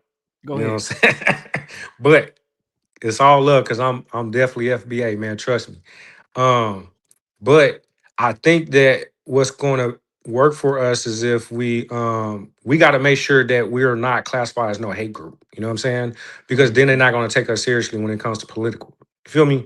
So because my thing is, listen, I don't hate nobody, but I love my people, and I've been seeing us getting walked all over. I've been doing this, man, for like a long time, man. I got, I made a lot of sacrifice. I lost a lot of friends, family, all types of stuff going hard for my people. You know what I'm saying? Because I see what's going on with the immigrants. They come in and they basically just take over our neighborhoods. They take over our businesses, and then they get in political positions, politicians, and then because in LA, I don't know if you guys know, but the LA councilman,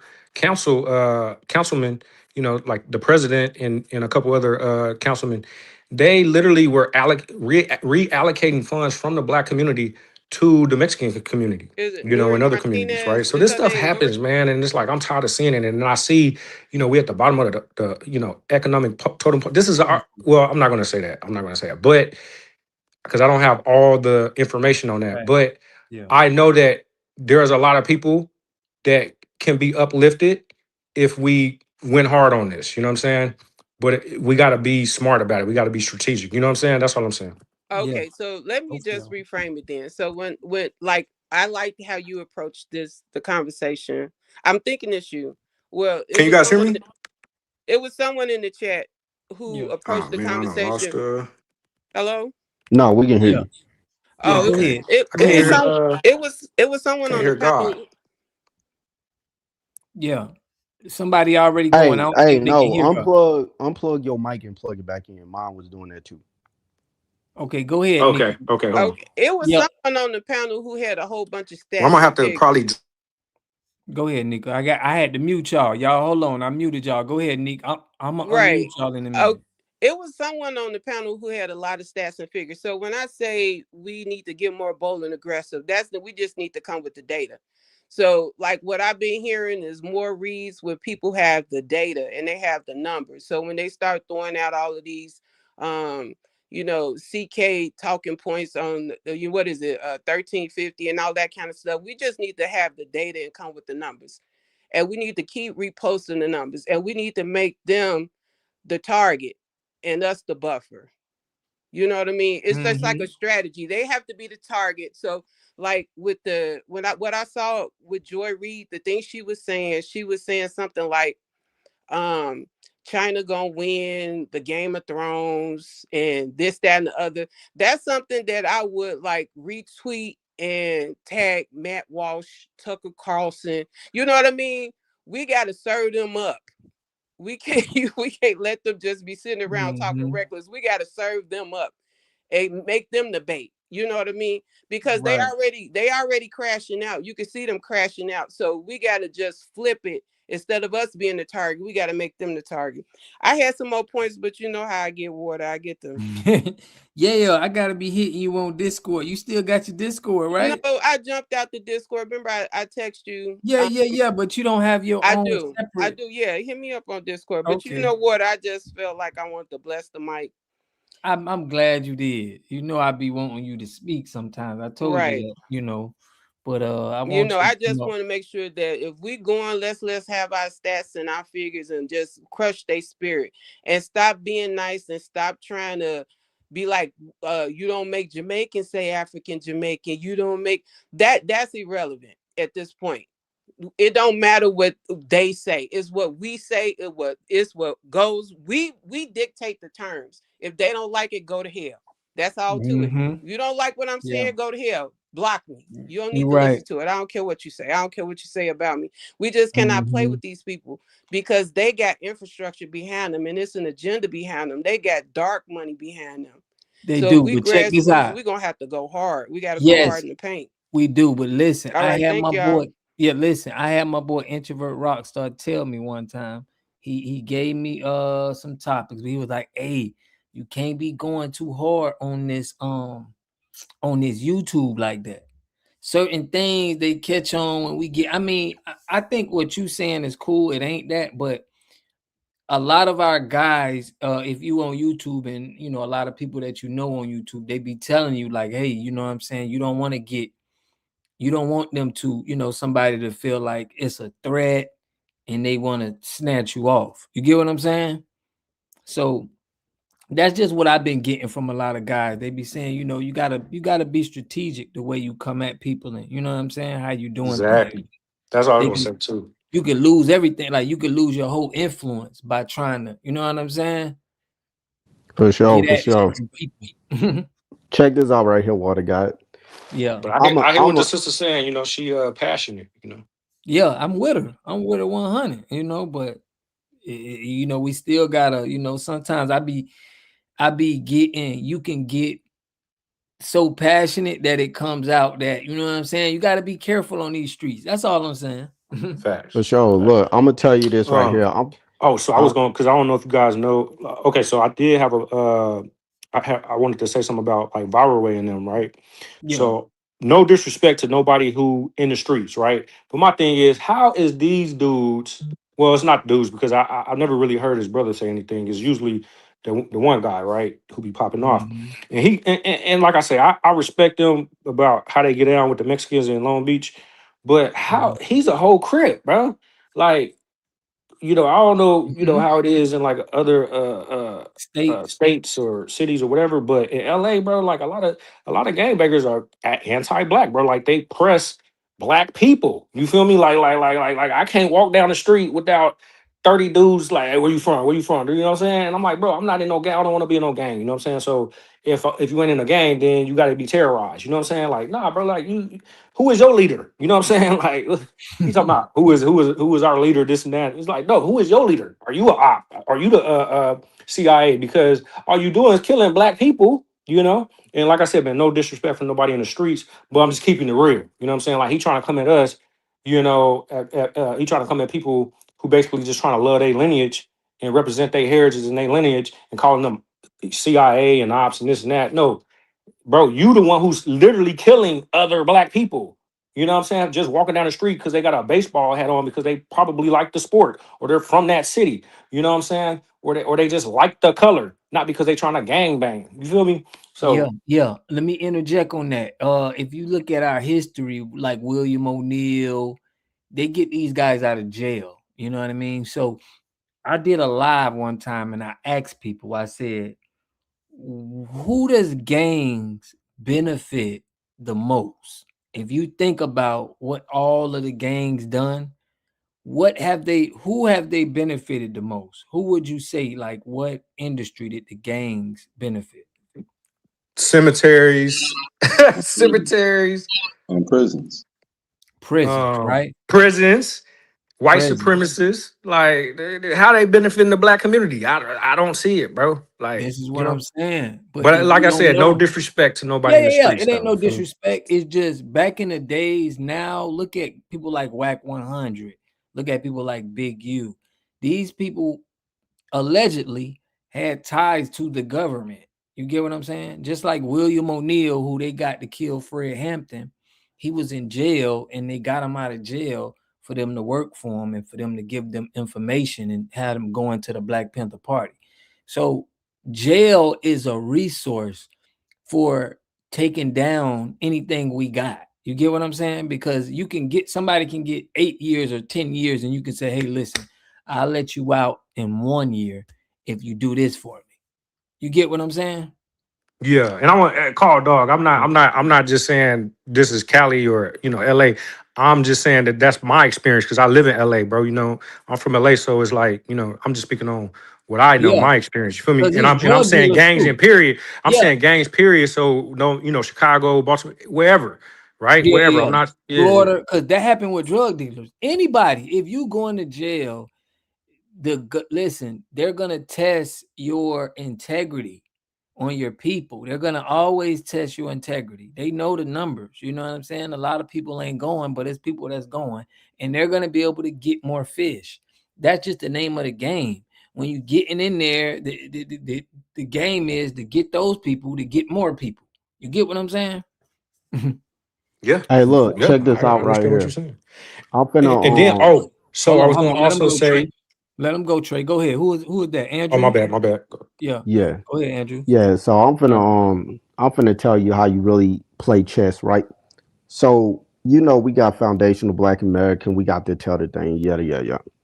I'm gonna tell you how you really get people to hop in on it, because you really, honestly, you gotta run the government, you gotta run political office, kind of like you see Jewish people do, etc. Yada yada yada. Or, I don't know if we can really say them, but I was looking at a documentary where you had them up in New York. They took over the entire neighborhood. They elected themselves to the council, brought their people in the neighborhood, closed down the other schools, redirected the money out to their private schools, and they got the money running in circles around them, and 89% of them on welfare, and they living in big houses. But I'm gonna tell you how you really get it jumping off. You get it jumping off by making it not just a Black American problem, you make it an American problem. And I'm gonna tell you how you play chess on that. So, if you go look at the FBI table 42, I think 43, that was the last crime statistic that was submitted. When they do the breakdown on crimes, they only do Black, white, Asian, right? Most of it is white, the other percentage is Black. So this how you make it an American problem. You just simply throw some in your videos when you're talking about LPA, but then you say it ain't just a Black American problem. All these groups that identify as white, that reclassify themselves as white, when they go out and commit crimes, it don't get attributed to their statistics. It get attributed to white people's statistics. So when you got a Latino like this dude that was in Florida, the GOP that sent that message, when you got the Latino community, because most of them are classified as white, when they go out and they commit a crime, a murder, or robbery, or something, or essay or something like that, they don't get attributed to Latino stats. It get attributed to white people stats. So now white people got their own. Now they looking at it like, damn, we got tellers. They making us look bad. They making our stats look worse than what it is. They making it look like we draining welfare, because 38% of white people on welfare. That's down there 40%. There's more white people on welfare than Black people. But then the question they start to ask, well, what percentage of these people are actually white, and what people just identifying as white? So now what you end up doing, you end up storing up a hornet's nest. Well, now you got white people jumping in and say, hold on. This teller thing may really be a problem. Hold on, we need to start putting this out there. So then it becomes an American problem. Then that's when you start seeing them on the podcast, like what you do with the whole manosphere thing that was going on, where it was predominantly just white men at first. Then when Black men started talking about it, they started bringing them on the podcast, and they said, okay, look, they dealing with this too. So you you don't even got to do like all of this, mathematical thinking or anything like that. You just make it an American problem. You say, okay, well, we got to deal with tether. Oh, but don't y'all got tethers too? Ain't they making y'all stats look worse than what it is? Then that's when you start to get these other groups, they jump in on and say, hold on, this really is a problem. Okay, yeah, you making it an American problem. That make a little sense. That makes sense. That makes sense. Facts. Shout out to Soda Pop TV. Trey, man, you wanting to get off your point, man? Go ahead. Nah, I was listening to the brother, man. He was preaching, man. Cooking over there, man. Love it. But the viral way, I went on and told them boys on the viral way you was talking about. They be holding it down for with the Mexicans and everything. But I ain't like the way how he tried to put police on. No, that's what FBAs. That's why I'm up here, bro. Because here's the thing. That's why I brought up the gang shit. You know what I'm saying? Because like, bro, like that's some hypocritical shit. What the fuck is he talking about? Because first of all, my nigga, my bad. I don't know if I was supposed to say that, but first of all, it's like, bro, you a whole gang member, bro. Like you got a leader for real. You know what I'm saying? Right. Like you got a leader for real. You feel me? They don't allow that. And you killing other black people. Not even you killing innocent black people, bruh. You feel me? Like people who not even in gangs getting smoked just because of color or a hat or I'm talking about, like, bro, y'all have no idea, bro. You know what I'm saying? Dudes getting beat up just walking down the street. You feel me? So like knock it off, bro. They gotta knock it off like with that, bro. Like, cause I had a lot of respect for them, but now they doing too much, you know what I'm saying? Right, but check it out. They got somebody to adhere to. So by we going to their OG and saying, hey, listen, exactly violation. This guy just told somebody was the police, because that's in gangs, you can't do that. This guy just called Black Americans police without no paperwork, without no today. That's a DP, that's a violation for them for real. So it's like, I'm gonna try to play them games with them, even with 19 Keys with Oakland. We trying to hit Oakland and like, look what these guys are doing. They representing y'all city, and their violation. They're a bad representation of your city. Y'all need to sit them down and give them a discipline. That was my angle with going at them, and making sure I tag them in there and say that. So that's solid, man. That's solid. I just wanted people to kind of see a different perspective, because I don't know if people realize that, like viral way, like I say. The other guy, his brother, I don't really hear him saying stuff, but is normally I forget his name, but it's normally the dark skinned one. He be going in, and I be like, dog, but I liked how he was going in on the Mexicans, but now he going in on us, and it's like, what the fuck, like, but it is what it is, man. But it's just hypocritical because he a whole gang member, man, and especially here in LA, I can't speak for no other areas, but here in LA, they anti-black, bro. I swear, like it. That I can't explain it, but that's just what it is, bro. Like you can't even walk down the street, man. It's literally Mexicans, Asians, and white people walking down the most dangerous streets, like it's like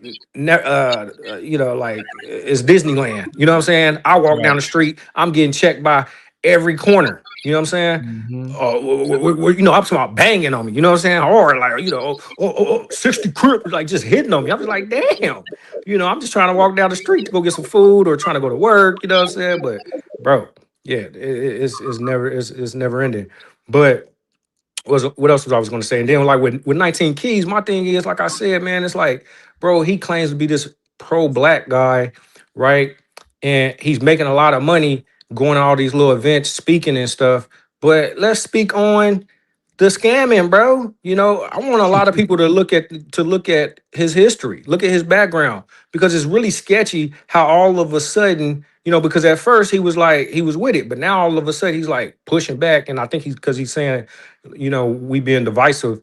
And me personally, and I can't speak for nobody else, but for me personally, I'm not trying to be like, fuck the world. I mean, forget everybody, forget the world, right? I'm just saying that, look, we're just honoring and recognizing and uplifting our lineage, because we've never done that really. You know what I'm saying? It always had to be all inclusive. And I ain't with that all inclusive stuff because it's done nothing for us. It really set us back because we had to put everybody else ahead of us. Yeah. And now we set back. You feel me? So that's all. That's what I'm about, bro. So it's like, everybody else, they can have their own lane. We gonna have our lane. We gonna love our culture. We gonna love our lineage. You know what I'm saying? That's all we doing. And I don't like how they be trying to flip it. You know what I'm saying? And it's just because these other people are jealous, because now it's harder for them to kind of exploit. Because that's what it is, exploitation at the end of the day. Because when these people are coming over here, and they're taking, and they're not giving anything back. Because most people, even look at what's that dude, Idris Elba or whatever. This guy, he comes, he makes all millions of dollars, and then what does he do with his money? He send it to Africa. He send it back to London. What is he putting any of that money that he's making from all of us back into the community? Because with a business, you're supposed to make money and put it back into the business. So it should be the same thing in our community, right? Circulating them dollars, man. Stop taking dollars out of our community and then spreading it across the world. No, put it back into the community, help the next brother out, because that's what we've been doing. It's daytime, man. We've been helped everybody else. Now it's daytime to do day job. You know what I'm saying? And we gonna work on us. I don't know if you know about that, but we got a campaign, Operation Blackout Shortstop. That meaning we want to push the fact that, listen, we gotta only spend with us right now, and we gotta make sure that any business that we don't have, we need to be shortstopping these businesses they're either gonna get with us and or it ain't even about that. We don't even want to get with them. We want to build up our own and really take away our spending power with everybody. You get what I mean? And for us to get everybody on code, it's going to take, a lot of integrity and a lot of principles and morals. So that's what we're trying to push. But we want to have substance there everywhere where everybody can go spend their money once we campaign this to everybody. You get what I'm saying? I'm gonna be real with you, bro. From what I see, a lot of people is getting on code, but a lot of people are also, because they on the outside looking in, and they're not really understanding what's going on, because they haven't really kind of been inside on the inside, right? So they don't know when they see like all the negative stuff, like with us clapping back at certain people being disrespectful. They think that we just hateful. So then they don't want to be associated with that, right? But they do like what we're doing in terms of focusing on that. Who wouldn't, bro? That, at the end of the day, how are you not going to be proud of who you are, where you come from, your ancestry? Like what other community of people or group of people is like that? You feel me? So trust me, like most people, they do want to rock with us and they like what we doing. That's what I'm saying. We got to be a little bit more strategic and not look so, you know what I'm saying? Like you know how we get down, but we just got to make it clear that, okay, we just defending ourselves. You feel me? Big fact. Yeah. You got to keep in mind, bro. You got to keep in mind, like it's a lot of lies out here when it comes to in our land. Foundational Black Americans. It's a lot of lies, and that's one of the reasons why you see. That's another big reason why I don't do Democrats, because Democrats push so many lies about foundational Black Americans just so they can get a bunch of money from funding. But you know what? I've been seeing a lot of movement though, man. I've been seeing a lot of I can't remember, but I think that they are doing. What are they? I think. Okay. I thought I saw something about like they were looking to add here in LA, I think, or in California. I think that they were working on trying to get, the FBA or yeah, I something seen like that. that. They got like In terms of government documentation, like identification, like they're trying to push that. Yep. Andre going. Let Andre go real quick. Go ahead, Andre. Yeah. I ain't gonna take too much time. Yeah, but I seen that. I seen now they arching out funding now for LPA, for foundational Black American history, lessons, all that stuff like that. Now keep in mind, you gotta stay on course, because they trying to give you crumbs in exchange for something. You know how they do. They give you a little bit of crumbs, then they say you ate, then they say, okay, we're gonna give you the rest if you do this. And then it's just a continuous chasing the crumbs to get something up out of them.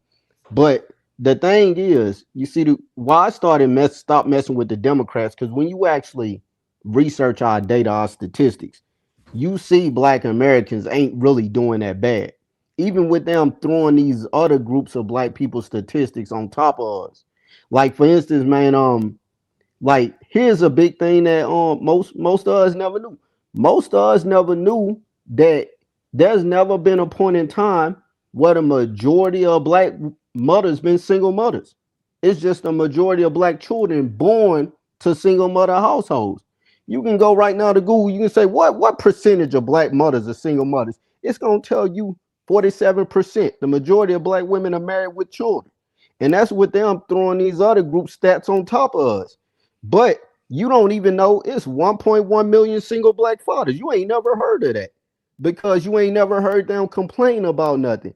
You don't know black Americans own 4.2 million businesses. That's why these immigrants or whatever or non-LPAs can come up here and tell you we own more businesses than you, nigga.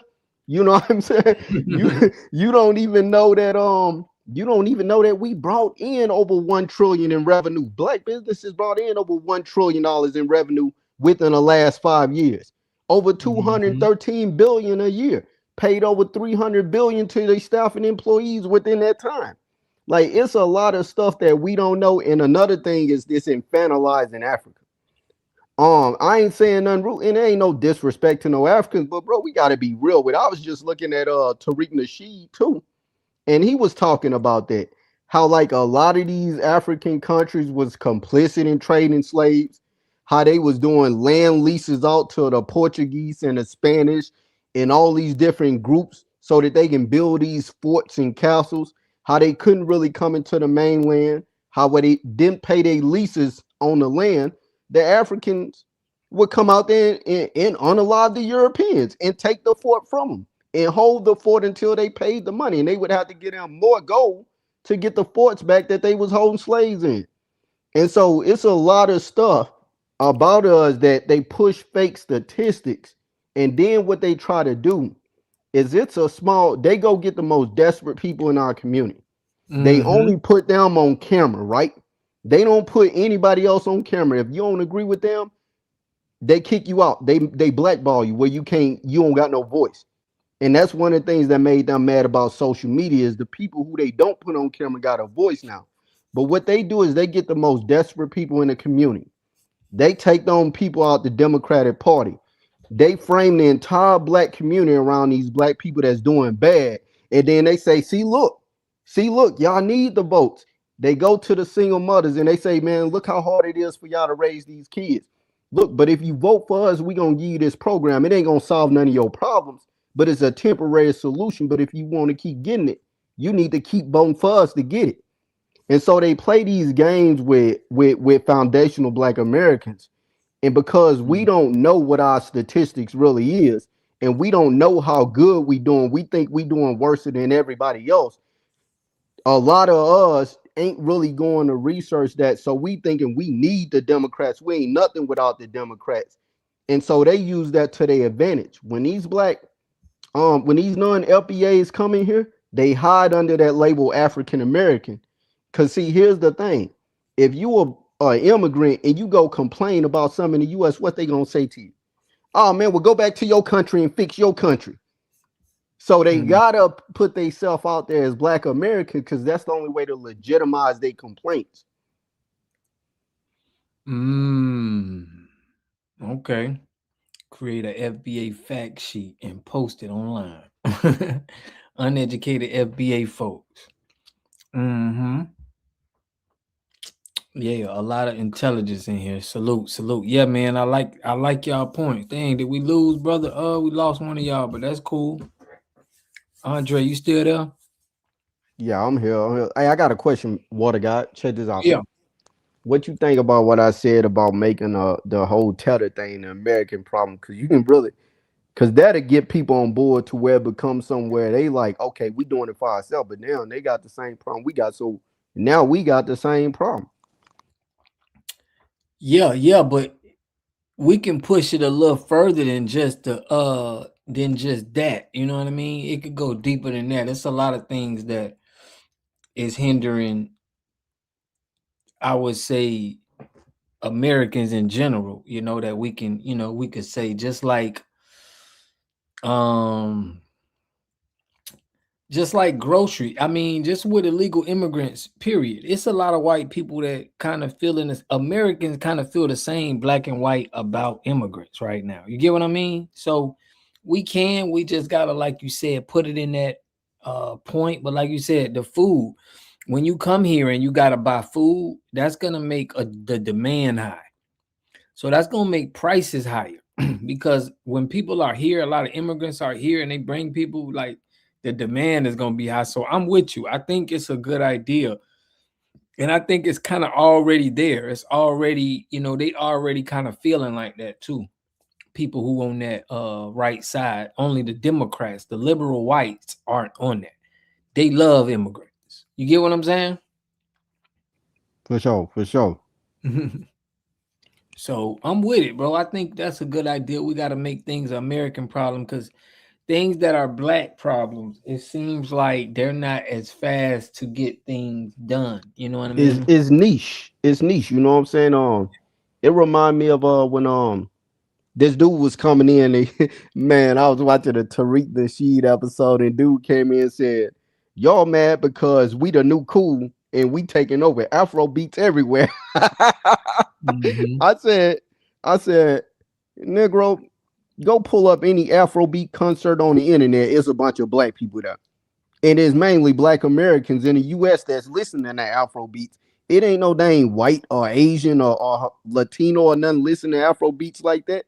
So how you gonna come to the people that's beefing up your music so that you can make more money and then tell them, oh, you mad because we taking over? Okay, all we got to do is stop listening to it and it's done. Right. Big facts. Big facts. Big facts. Now, this is what Volo Television said. He put heritage white Americans need foundational black Americans more than all immigrants. MAGA knows this, but we can't trust them. How y'all feel about that? But it's diplomacy, though. That's the thing. See, here's the thing. I'm going to tell you a problem that kind of holds us black Americans back, foundational black Americans. We got to learn how to play chess, the game of diplomacy. Y'all just seen Nick Fuentes was out here and he was saying, we all need to come together. You know why he said that? Because he felt the pressure of not being able to get it done on his own. The thing that black Americans got power with is that black Americans run the culture. So when black Americans make a complaint, it ends up becoming somewhere everybody pay attention to because they like, wait, hold on a second. Black Americans saying this? Oh yeah, well, we love we love the music, all that. But when it comes to that, the thing to it is, it's not so much that you like the people that you working with. Because keep in mind, Stephen Miller don't like no dang black people. When he went to Washington and he said, yeah, we out here sending the gangs out here, the military, the police Washington. It's to help out all the black people that live in the state. Now, why would he say that when he don't even like black people? He said that because they know how to play the diplomacy game. That's how the corporations come in. When Louis Vuitton and Gucci and Prada and all these corporations come in, they don't give a dang about no dang Black History Month. They don't care about no Asian History Month, Latino History Month, but they gonna tell you they care about it when it's time to run the advertisers because it make money. And that's the same way they do over there. When they know it's time to make money off us, when these music studios come into your community and they running the music game and they selling you these orders and you saying, man, they pretend like they like us and they got us singing music. No, they doing diplomacy. That's what they doing. They ain't gotta like you to make money off of you. And the same thing vice versa. You ain't gotta like them. You just need to know how to play chess, how to be used, and how to use people that's using you. Okay. Nico, you wanted to rebuttal that? You had something to you up here. No, he cooking. I just had to come back up to spar with him a little bit. I feel like we so used to having to defend ourselves and defend our honor and get people up off our bumper. And I think when we take the position that we are the authority versus when we take the offensive versus being defensive. When we take the position, we are the authority, and it doesn't matter what anybody else says. This is what we finna do. This is how it's finna go. We will position ourselves more as integral versus right now. What I hear a lot of us say is we run down our same talking points, like what they did to our ancestors, and all the horrific things. And while it does provoke some type of moral clarity that we have the right to like have a beef, is not a position of power. You know what I mean? We want to position ourselves a victim, right? We want to position ourselves as people who have power versus saying what other people are doing to us. This is what we're doing, and if you don't like it, it's too bad. Right, but I think the only way for us to get position of power, Nika, is two ways: money and violence. It's only so much we gonna be able to. You get what I'm saying? It's only so much we're gonna be able to pray around and say and be able to go to courts. It's like it's gonna have to be a loss of money, or it's gonna be a fear. You know what I mean? That's just how I feel. I don't see. Maybe I'm wrong. Maybe y'all know a way, but I feel like that history showed us that's the way to make things move fast. It's mainly money though. Think about it like this right here. See, what we really need is we need political action committees. This one the thing that upset me about the LPAs in the past. The LPAs in the past wanted to talk about, that's how the Black Panthers Party got started. LPAs in the past wanted to talk about everything. The Black Panthers said, "Nah, man, I'm done with talking. I ain't trying to talk about nothing." You can see the interviews. I think it was one interview where they had the two little boys that was out there arguing with the pastor, the black pastor from 1962, where he was like, "We just got to call on God and be faithful." He said, "Nah, it's up to the young people to do this," and yada, yada, yada. But here's the thing right here. One of the things we should have been setting up all this time is a political action committee. You got to keep in mind, the civil rights movement was funded by the Jewish community. The reason why they funded the civil rights movement, because they was able to get a political action committee in place in Washington through the civil rights movement. That's why when the feminists came up to Malcolm X or Martin Luther King, they was blocking the feminists because they didn't want the movement to become about white women, because they was trying to use the Civil Rights Act so that they can get power and position in Washington. Right now, the NAACP, I think a lot of the donors are Jewish with the NAACP. They play both sides of the fence. They play whoever gonna win. And so the thing was, the Jewish was thinking like, wait a second, because you got to keep in mind, the Democrats blocked the first civil rights bill. They didn't like it. Almost all of them blocked it. It wasn't until, what was it, Article 12, Section some 12 or something, whatever, the anti-Semitism clause was added to it. That's when they turned around and approved it, because the Jewish people were throwing money out there. So the Jewish people, and if you look, you can see Martin Luther King, his close friend was a Jewish that was helping fund his campaign. And so the thing with them is they understand the power of money and influence. You don't go to the government and complain to you about your problems, because the government don't care about your problems. The government don't care about no community problems, even when it comes to white people. You heard Stephen Miller, Trump right-hand man. He said, man, he got his old expose where he said, "I want to reduce the population in the U.S. to 100 million. Now, just think about that. The population, if we take everybody out the U.S. except white people, the population like 191 to 210 million of white people. So he already telling you right off the bat, he want to eliminate 110 million white people because he think they useless. He don't think they really worth the time. So the thing is, we need political action committees, because you got to understand how the government works, bro. You coerce the government through what is it called? Give me an example. Lobbies. Through lobbies. Give me an example of what the political, what you called it, political action committee. Committee. So I'm gonna give you an example right here. Check this out right here. Like APAC. He's saying so, like a PAC. Yeah, so check out APAC, and APAC actually got in place thanks to the civil rights movement, which is crazy. They knew what to do, but the black people that was with it, they wasn't on it. They didn't understand it. But here's an example right here. Like the Saudi fund or the APAC fund.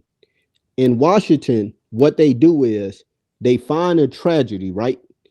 They go and raise money for aid. Now the money is distributed as aid to another country.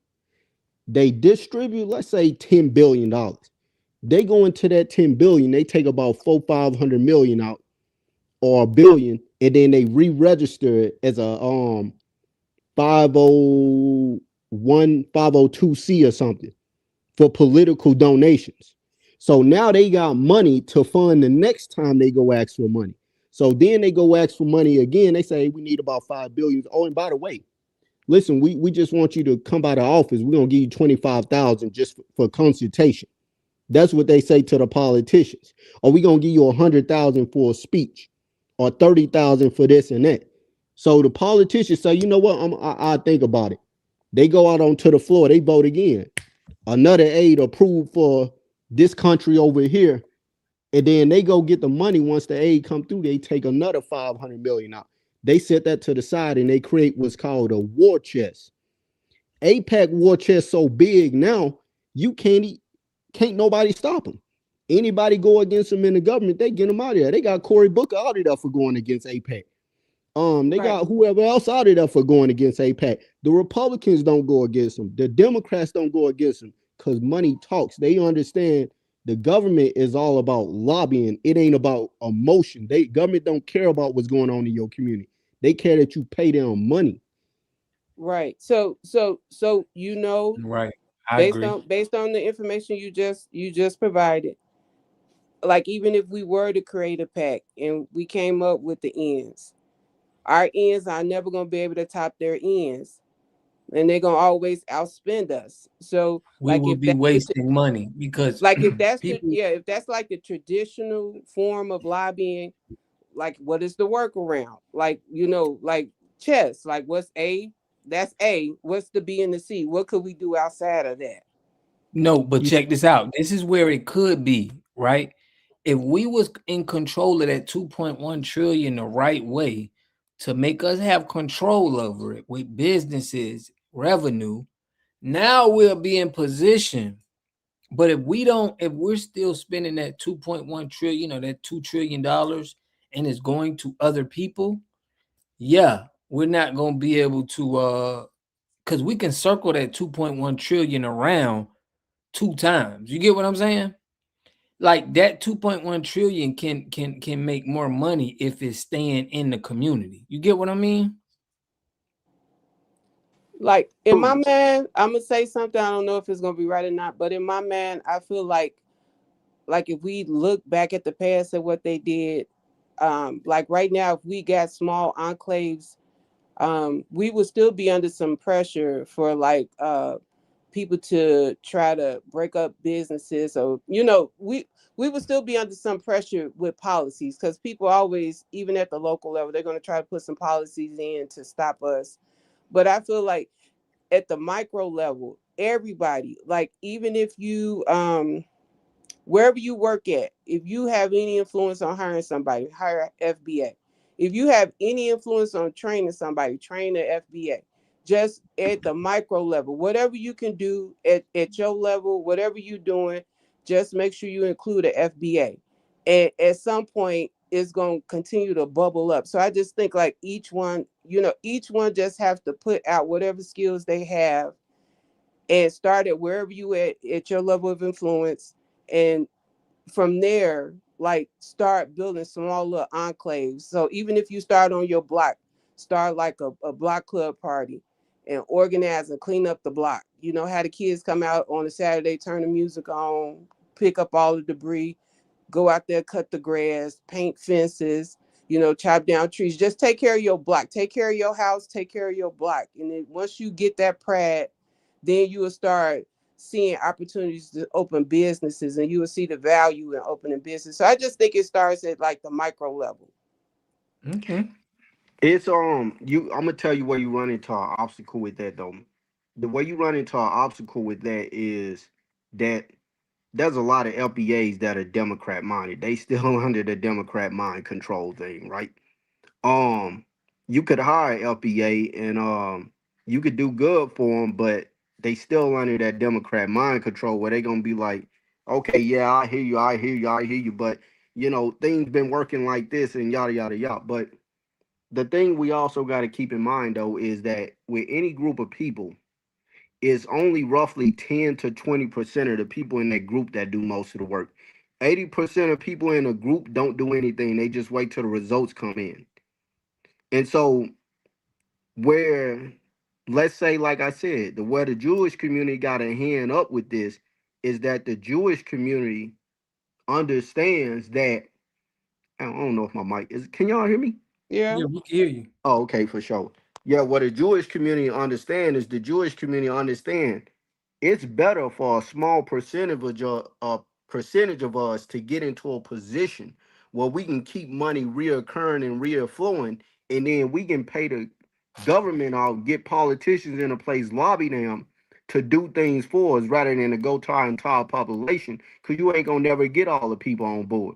I gave him a ride a week ago. He said, man, I don't know why this is going on with Jewish people. I think they trying to make us look bad. And so the thing is, all of them ain't on board with it. But we need a political action committee so that we can get that position going and we can keep that cycle of money flowing back. Dubai do the same. The Saudi political action committee do the same thing. They get money to go towards some sort of tragedy or something in some other country, some aid. Then they take a couple $100 million out of it. They put it into a war chest. They use that to lobby politicians, get more money. That's what big corporations do too. Facebook, Amazon, all of them, they do the exact same thing. But All I'm we got to saying, do is, yeah, I'm with you on that. But we need to have the source. They got a real source of big money, and we do too. We got 2.1 trillion in spending power, but if we don't control that, that's 2.1 trillion going out. You get what I'm saying? So we can't afford until we do something first to really have that committee to kick out money. Like, we got to make sure that we're all in a fruitful position. You get what I mean? Well, it sounds like that's a longer term goal when we have more people on code. I feel like we need to focus on, like, I think, like, I'm gonna speak to you from a public health stance because that's my background. So from a public health standpoint, when they talk about Maslow hierarchy of needs, people trying to figure out how they gonna eat. You know what I mean? They're not trying to necessarily at this time contribute money to a PAC, right? So they're trying to figure out how they're gonna eat each day. So they're taking care of their individual needs. And then if you look at a circle, they call it an ecological model. If you look at a circle, it goes from your individual needs to your community needs. You know, it goes out. So we're talking about people being able to just see themselves as valuable, see themselves as having historical lineage here on this ground. So we're just trying to educate people, like people who are online with these platforms. We're just trying to educate people to find the source of value in themselves, that they important, their ancestors important. We have a distinct lineage. We're in a delineation mode right now. We trying to put all our effort to unifying our ethnic group. So from there, if you are running into FBAs, like, even if I'm at work, if I know a person in the FBA, I'd be like, have you heard of Foundation of Black Americans? Woo, woo, woo. I educate anybody who I know is Black. Woo, woo, woo. Like this lady I ran into, she had like a Native first name I had never heard of before, but I knew it was Native. And I was like, are you Black American? Woo, woo, woo. We just had a whole conversation about indigenous roots and all this. These are conversations I never would have had before I kind of got into this movement. So it's just having faith and trust that, you know, we got to trust the process. So like the PAC is important, we'll get there, but we have to build up the infrastructure to be able to fund the PAC on a consistent basis so that it can have some impact. Yeah, because when they fund their PAC, they know the money is going to generate them. You get what I'm saying? Just like if we had water treatment, right?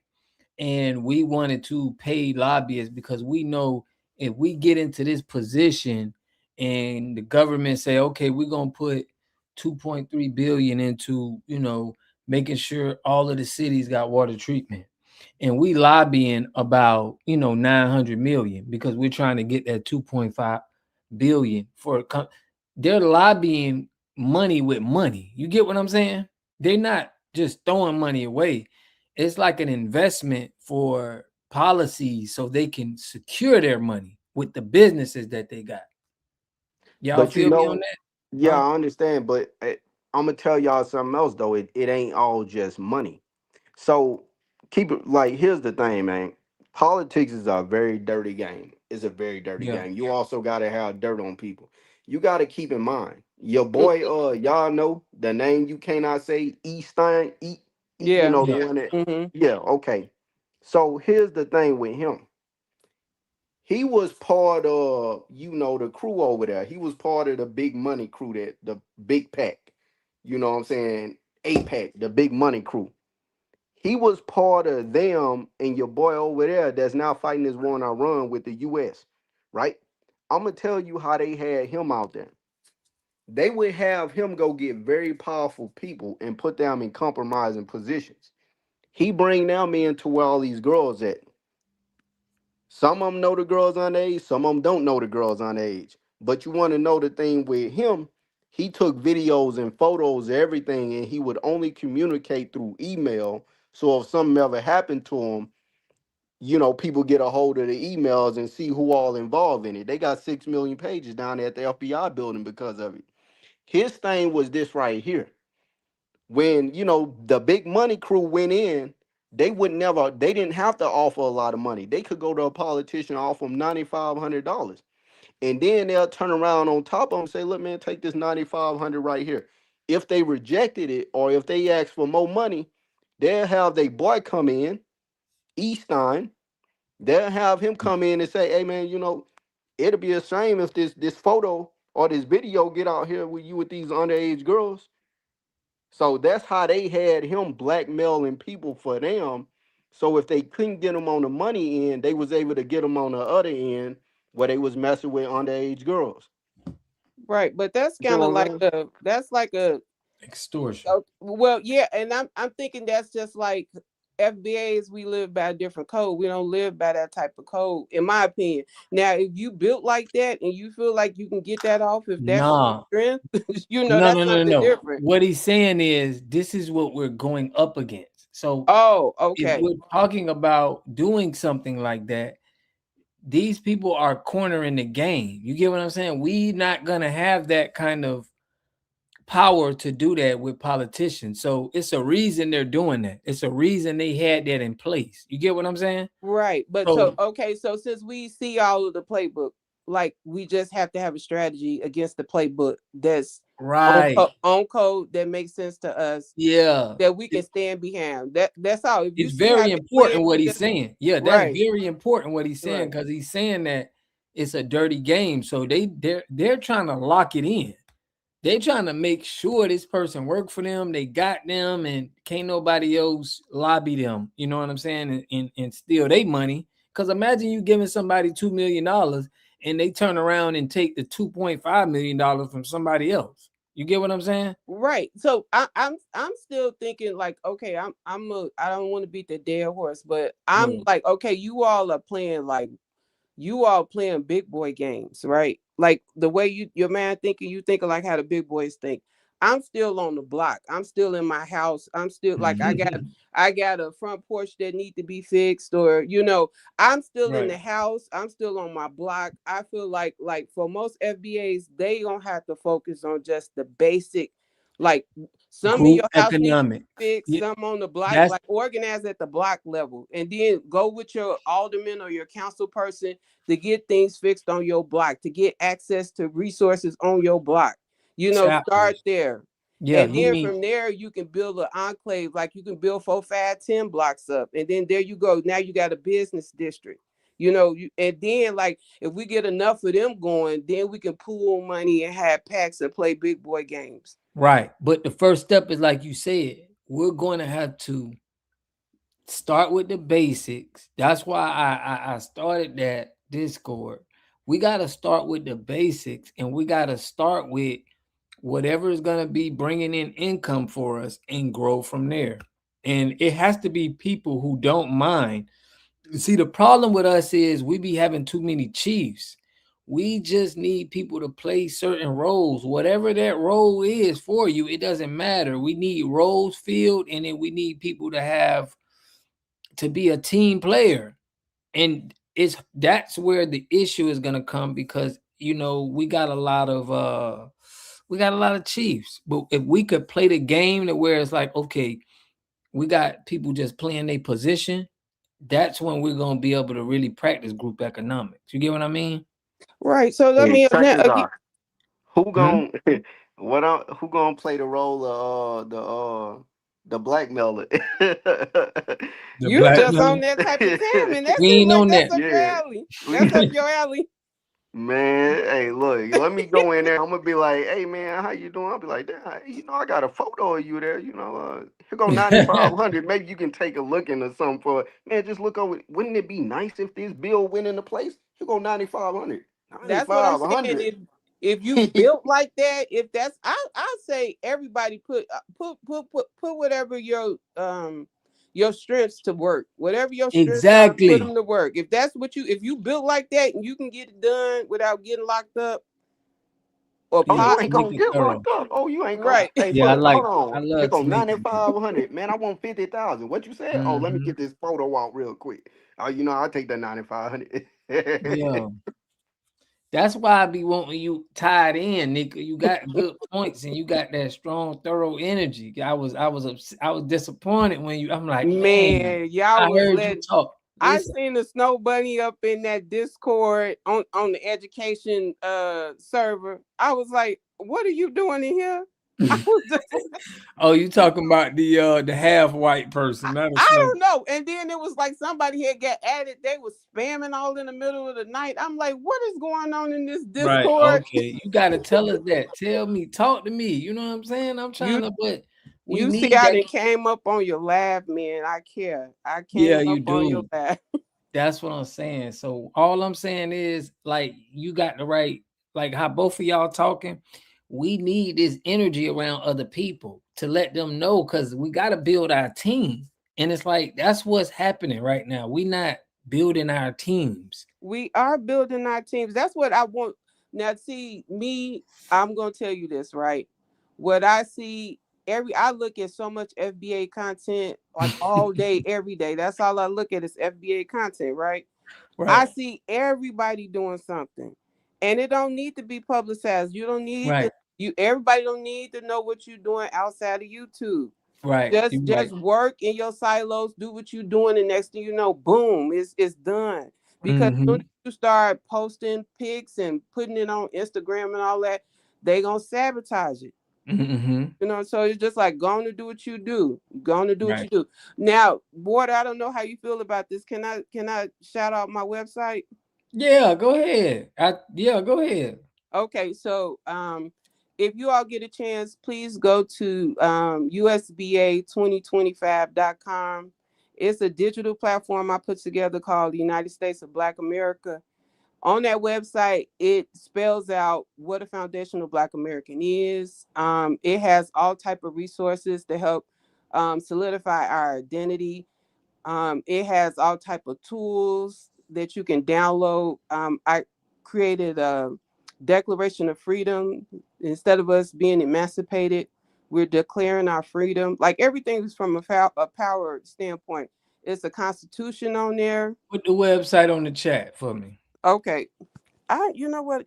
I'm impaired. I don't, I don't know. Let me put it in the chat. Okay. It's a constitution on there. It's our 25 rights. Mm-hmm.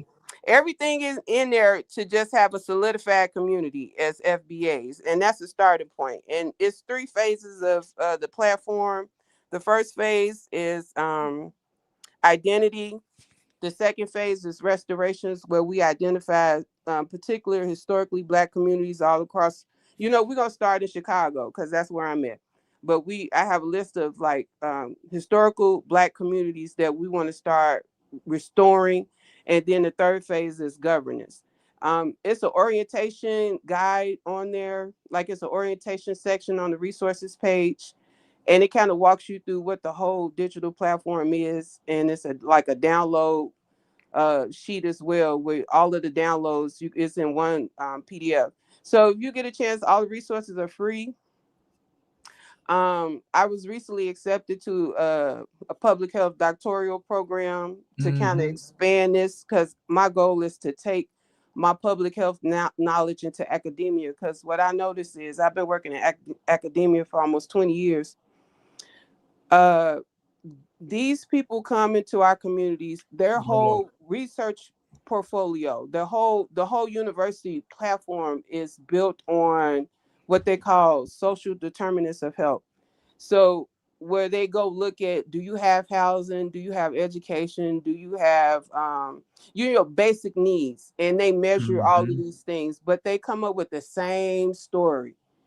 Oh, we're going to give you this intervention. So we're going to, you sign into this app, count your calories, or sign into this app and write down, keep a journal. And this is the intervention. And then they measure the outcomes of that. And they give it to like the NIH, National Institutes of Health, and then they use that data to come up with a proposal for another grant. And based on the funding that these faculty members get, these researchers get, this is how they get tenure. This is how they get elevated. This is how they get talks. This is how they get awards. So they build a whole career off of our pain, but they don't put anything back into our community. So since I peeped that game, I need to infiltrate that system like Smith, right? So I didn't put together this whole website, and I use this website to get into this program.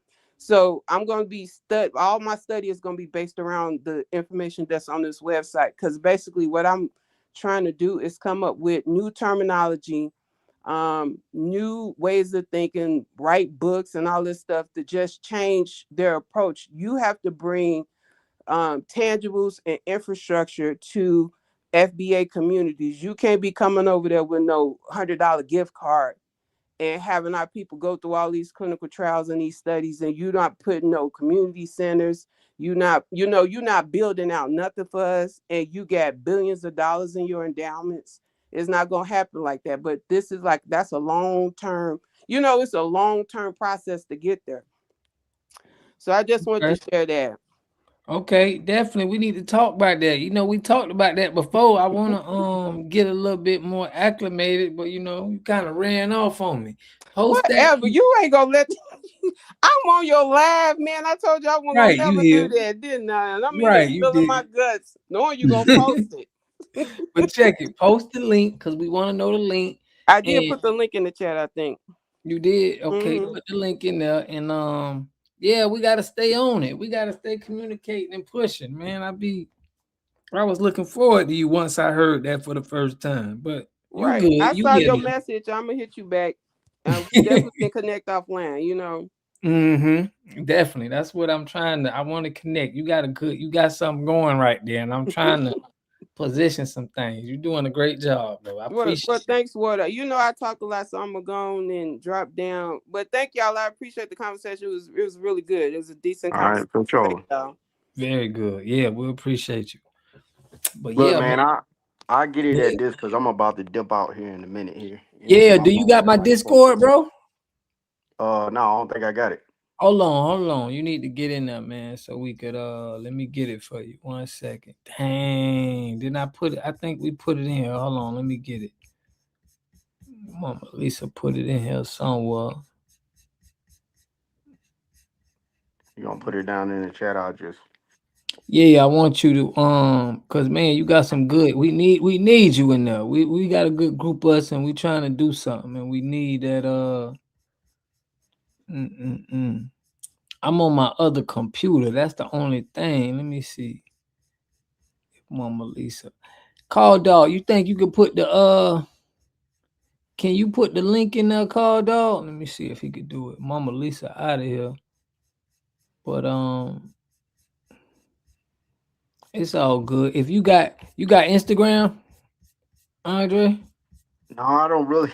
I'm not really on social media really at all. Right. Yeah. That's cool, man. I wanted to I wanted to get somebody to send you that Discord, man. That's very important to get on there so we can. If he just put it, look, when you post the video, I believe you can post it as a comment, then pin your comment.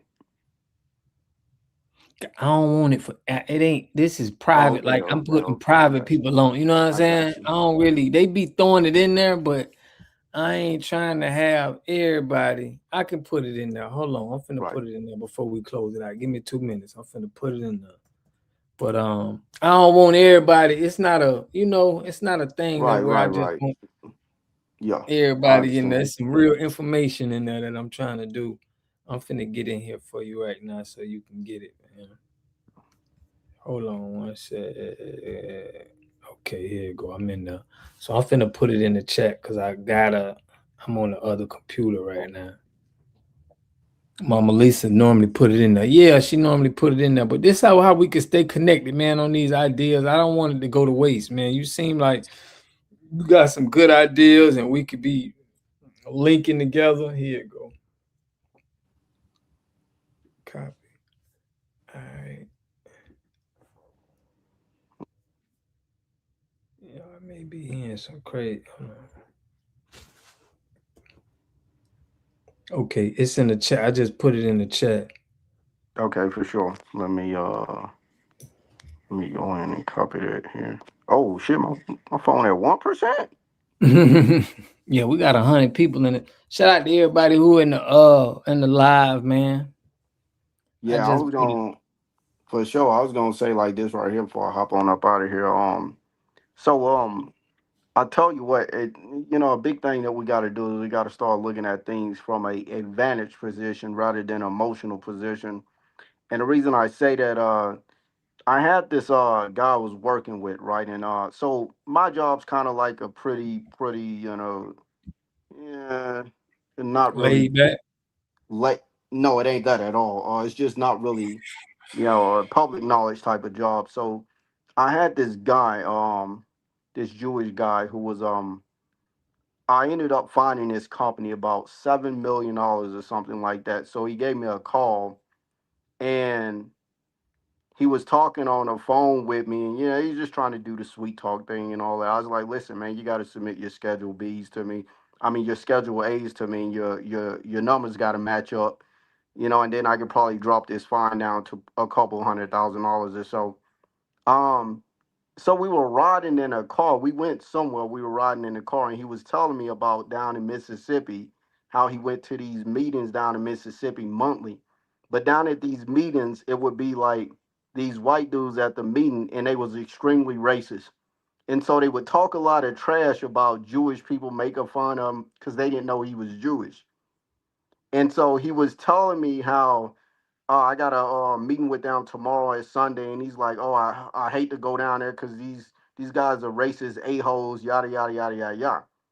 But the reason he was dealing with those people because they was billionaires, so he knew how to play chess with them, and so he was able to get money out of them because he was able to play for the long run, and that's what a lot of Jewish people do. They play for the long run.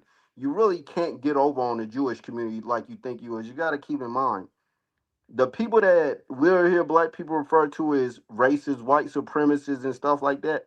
You got to keep in mind the Jewish community is white people for white people. That's how it is. But the Jewish community make up what, less than 5% of the U.S. population. And look at what we're doing in Iran right now. When we go over in Iran, the U.S. government probably didn't bomb that school full of kids, but the U.S. government took responsibility for it because that's how much power and influence they got. But that's why I said, man, we just got to understand how to use advantages. Sometimes you may got to get people in compromising positions, and then you don't have to pay them as much money. You can just, sweet talk them, this, that, etc. But how it's going to get done, we definitely got to get a political action committee, because without that, you don't really run anything. You just constantly going to people and asking them to give you something. Mm-hmm. But I'm going to dip on up out of here because this damn phone's about to cut off anyway. Yeah, man, I appreciate you, bro. So you got the link, man. Go ahead and tap in with us. I know your phone finna die. You probably can come back in there, but we'll appreciate you. Andre, we appreciate you, bro. I see you in the Discord. For sure. Salute. All right, man. So is Nika still on, huh? So hold on, you get them with truth. Judite warrior, what you mean? You saying that don't be bigger than the program. Don't be bigger than the tribe. What I don't understand. What you mean? Why would you say don't be bigger than the tribe? You get them with truth. I'm trying to get an understanding on what you saying, fam. Like, you think we over here trying to be bigger than the tribe, or you think we don't support Afro Elite, Black Alpha, and Tyreek? Like, what you want? What you saying? Sure, you can see. I don't know. He may be, you know what I'm saying? I'm just wanting to get an understanding of what he talking about. But I just wanted to see what he was saying. But yeah, man, we go live Thursday, Friday, Tuesday, and Sunday. And we get it in. You get them with true FBA B1 base 1 GNX. Salute. Volo, man. Appreciate you, bro. Always tapping in, bro. So Trey Mills official, you put send me the Discord, bro. I'm on Instagram. I think I added you.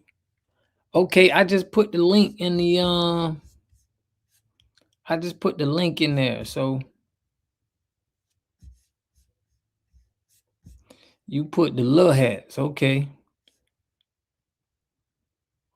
Don't be bigger than the tribe. You can be an FBA arsenal, but support Afro Elite, Black Alpha, Tyreek, and many more. On code. Certified Salute. What about TV? My boy CR Royalty put me on to your channel. I saw it a few weeks ago. Salute, Jesse Paris. Shout out to Reality, man. That's what's up.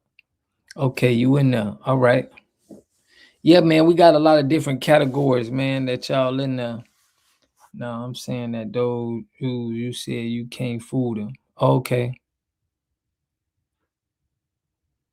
Yeah, no, that was Andre that said that. But yeah, man, I support Afro Elite and Black Alpha and Tyreek. Yeah, we definitely we support them brothers, man.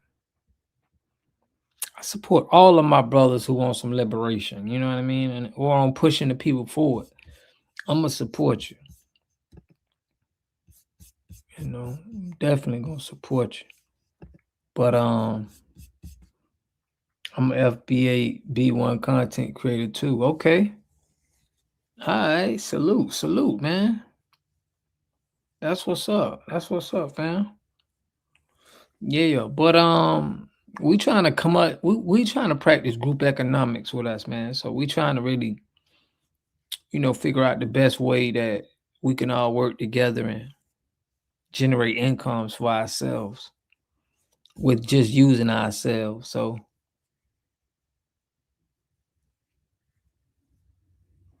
okay, Judite Warrior. Okay. Salute, man. But yeah, he put we are resting. Is peace. 1984. Salute, man. But yeah, so we be at this all the time, man. We be at this all the time, pushing health, wealth, and a better understanding of self. But salute everybody who joined into the Discord and really sending out some information. But but yeah, man. There you go, Royalty. Certified salute, man. We having we having a family reunion in the chat. Reality, I appreciate you, bro. Everybody who been shouting me out to people, man, I appreciate y'all, man. Definitely trying to build a good group of good people here, man. So I know y'all gonna send me some good people. But yeah, man, we trying to get good content going out, man. I got some videos dropping tomorrow. Had this playing in the background and heard you shout at my name. That's what's up, man. Yeah, Reality, you've been rocking with me for a minute, man. You called, dog. I got a lot of people been rocking with me for a minute, man. I appreciate y'all, fam. I appreciate y'all. I want to run. I ain't even gonna put my idea out there with the but your boy got to get into our Discord, man. Since you a content creator, because I got some ideas for some upcoming content creators that I feel like we can use and do some things. So Jesse, if you get into that Discord and hit me up and see what since you're doing your content thing. And because I got some ideas for some up and coming, man. I'm trying to reach out to some FBA content creators and do some things. Yeah, your boy on there, reality on there, but since you a content creator like that, I'm trying to put something together for content creators, you know what I'm saying? That's standing on business. So salute, man. Mama Lisa fell asleep on me, but yeah, y'all, we're gonna be back on Sunday. Putting it in, putting together another good show, man. So if y'all ain't already though, to keep money in the community, I do got the reverse osmosis, the 4-stage reverse osmosis, man, where you ain't got to worry about no bottled water or anything like that. This is what we installed today. Hold on, I'm gonna show y'all the picture. This is what we just installed today. Let me show y'all this picture. Yeah, she was spitting. Shout out to Tanika, man. I got you, Tanika. We got I got some ideas for you. But this is what we just installed today, y'all. Look, check this out. The picture ain't coming in.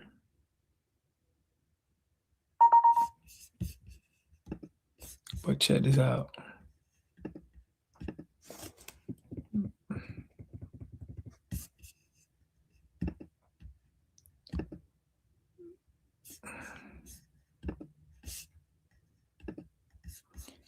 But this was going y'all finna fall asleep. Oh, Mama Lisa fell asleep on me, yeah. But that's what we just installed today, y'all. We've been installing a lot of these. You can get you about 50 gallons of drinking water a day, purified water. I don't know what y'all spending on bottled water, but you can probably get this $289 with shipping and everything, and probably cost you $10, man. You could finance that at low, but you can get drinking water, so you ain't got to worry about bottled water. That's a big thing. Let me show y'all how the top look. I know some people be feeling funny about drinking out of, they be like, I don't want to drink tap water, but you ain't drinking tap water. Even the bottled waters, they doing the same thing. They doing the same thing to get the water to you. Right? They getting tap water and they making it into purified water. But this the top.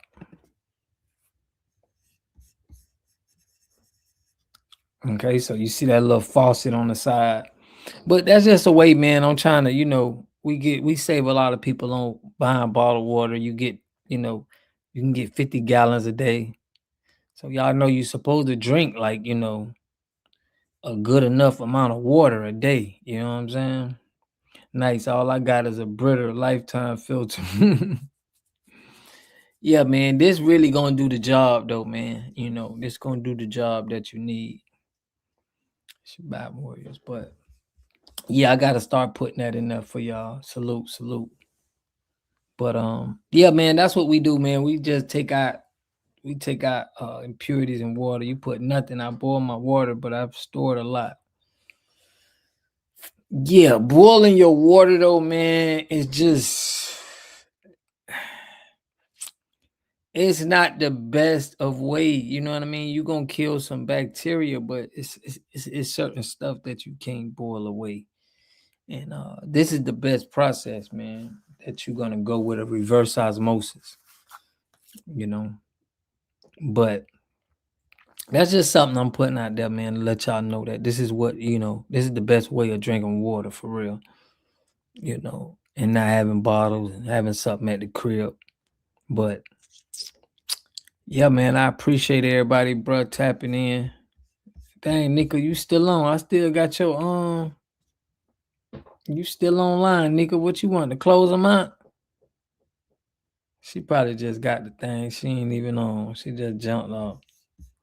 But I thought Nico wanted to say something. But yeah, fam. Yeah, man, that's what we do, man. And I'm trying to like whatever I do, y'all do, man. So you know what I'm saying? If you I'm gonna be coming out with some affiliate stuff. But yeah, we're just trying to make sure we saving our people money. But yeah, fam, I love and appreciate y'all. Lala Brown, salute, Call Dog, Judot Warrior, everybody who participated in this live. Shout out to Nico. Reality, bro. You've been coming through, man. Volo, first class citizen, man. Sergeant King, man. Salute to everybody who done tapped in. Y'all know how we do. We're gonna be back on here Sunday. We're gonna be dropping some more videos. I don't like that target thing that the pastor tried to do. We're gonna have a couple videos on that. But yeah, man, y'all hit that like button on your way out, man. Love and appreciate y'all. We're gonna catch y'all on the next video, man. B1. Y'all already know. Peace and love, family.